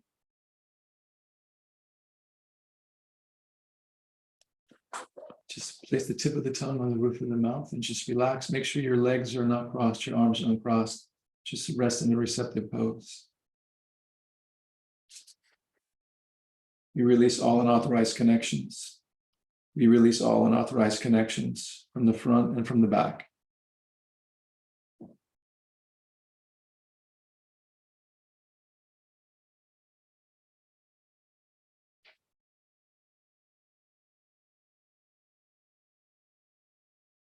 We ask the great architect of the universe,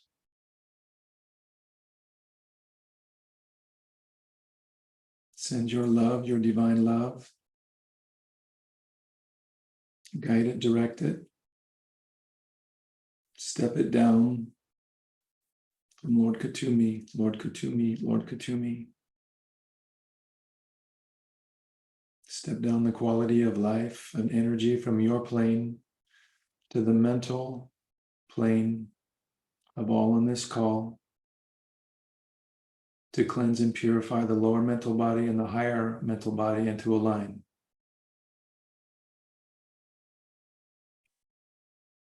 A greater degree, step down the quality of energy from your plane of life to cleanse and purify the lower astral body and the higher astral body and align.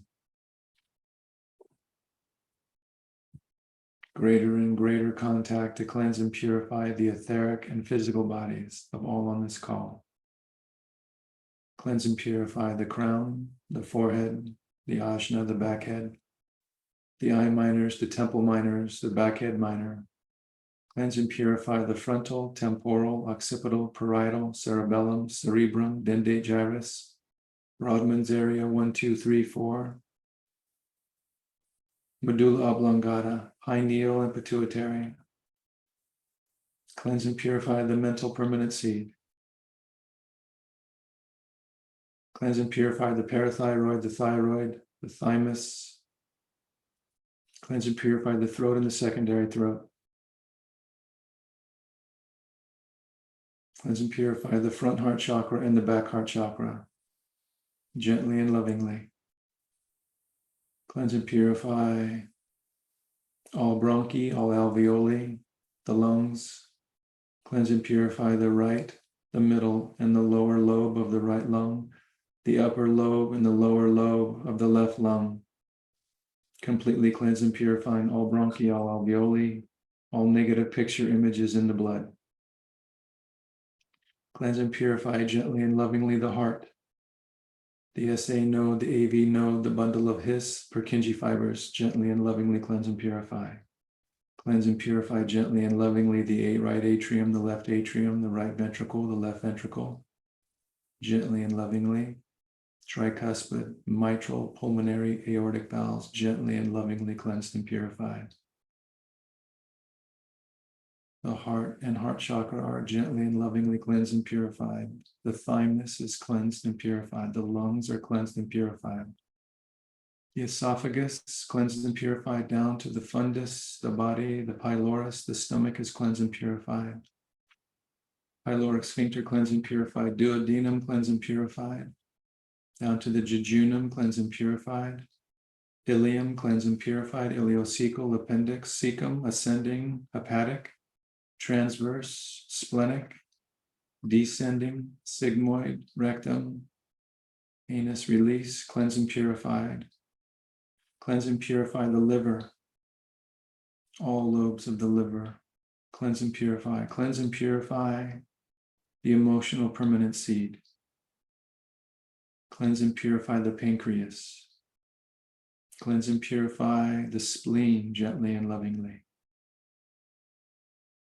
Cleanse and purify the navel and the Mingmen. Cleanse and purify the adrenals, the kidneys, the calces, calyx, cortex of the kidney, the calces, calyx, cortex of the left kidney and the right kidney. The hilum, the UPJ, cleanse and purify. Cleanse and purify the reproductive organs. Cleanse and purify. Cleanse and purify the sex chakra, the Mingmen chakra, the basic chakra. Cleanse and purify the basic. Cleanse and purify the perineum. Cleanse and purify the circulatory, the respiratory, the digestive, the secretive, the eliminative, the muscular, the skeletal, central nervous, olfactory. Cleanse and purify. Cleanse and purify the sympathetic and parasympathetic nervous system. Cleanse and purify the mental permanent seed. Cleanse and purify the vagus nerve.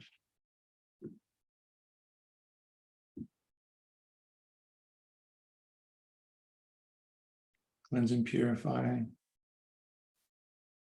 the cerebrospinal, central nervous, and parasympathetic nervous system. Cleanse and purify the Sushumna Nadi. Cleanse and purify. Cleanse and purify the Sushumna Nadi. Cleanse and purify. Cleanse and purify the Sushumna Nadi. Cleanse and purify. Cleanse and purify under the armpits, elbows, and hands. Under the armpits, elbows, and hands. Under the armpits, elbows, and hands. The hips, the back of the knees, the soles of the feet. The hips, the back of the knees, the soles of the feet. Cleanse and purify. Cleanse and purify. Cleanse and purify the spine, the cervical, thoracic, lumbar, sacral. Cleanse and purify the spine, every vertebrae. The minor chakras in between each vertebrae. Cleanse and purify. We completely forgive all those that have injured us. We apologize to all those that we have injured spiritually, mentally, emotionally, physically, sexually, financially, or in any way through thought, word, or deed, knowing or not knowing. On this day, through all parallel time, back through the entire Manvantara cycle of time.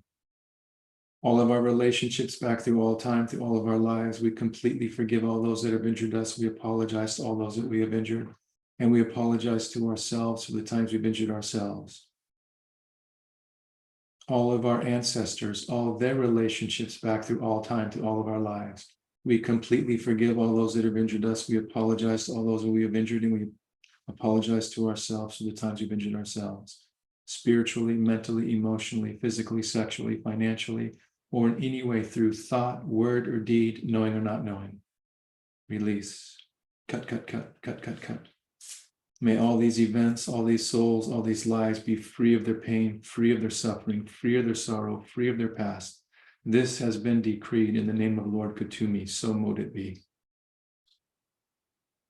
May all these events, all these souls, all these lives be filled with the pure, unconditional love of the creator of all that is, the pure, unconditional, eternal love of the Christ. So mote it be. Releasing all negative picture images in the blood, cleansing and purifying the marrow. May all cells, molecules, and atoms in the space surrounding all cells, molecules, and atoms be surrounded, enfolded, embraced by the pure white light of the Christ, the pure white light of the Buddha, the pure white light of Kuthumi, of Rama, of Zosa, of Shiva, of Vishnu, of Brahma. Cleansing and purifying all functions of the body. The physical body, the etheric body, the astral body, the mental body. May they be cleansed and purified and aligned with the higher soul, the oversoul. We welcome the higher soul to influence all of our vehicles, spiritually, mentally, emotionally, etherically, energetically, physically, atomically, subatomically. Release.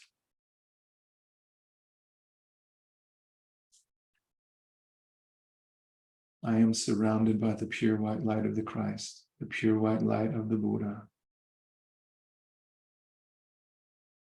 I am surrounded by the pure electric pink light of the creator of all that is. The love of God. God is love and love is God. I invite this love into every cell, the space surrounding every cell.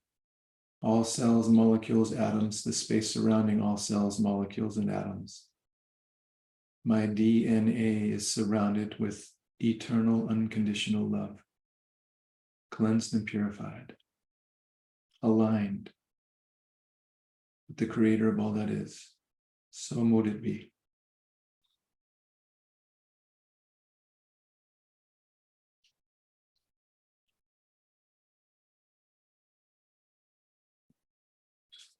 Just gently, slowly increase, close your hands and count out loud to 5. 1, 2, 3, 4, and 5.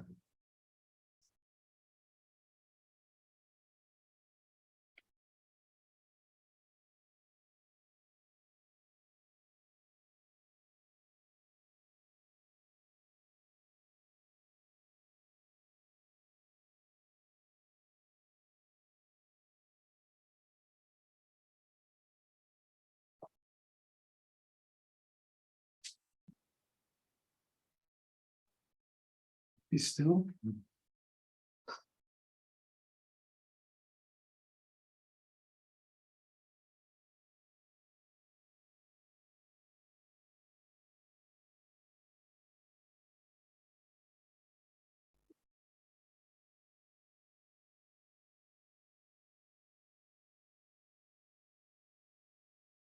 How's everybody feel?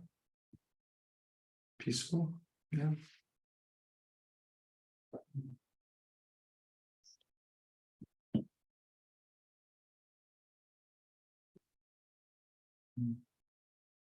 So you can join us tomorrow at 6 o'clock Pacific time for the meditation, the anniversary meditation. 71 years. For us, we'd love to see you there. Thank you very much. Thank you, thank you, thank you. Mhm. And if any of you guys are here somewhat locally, come on down and get a healing live. We have healing ministers here today. And then also, if you are not able to join us live, you are welcome to put in a prayer petition. And the healing ministers will also work on those today. So lots of ways to receive healing and just have a wonderful, wonderful day. See everyone.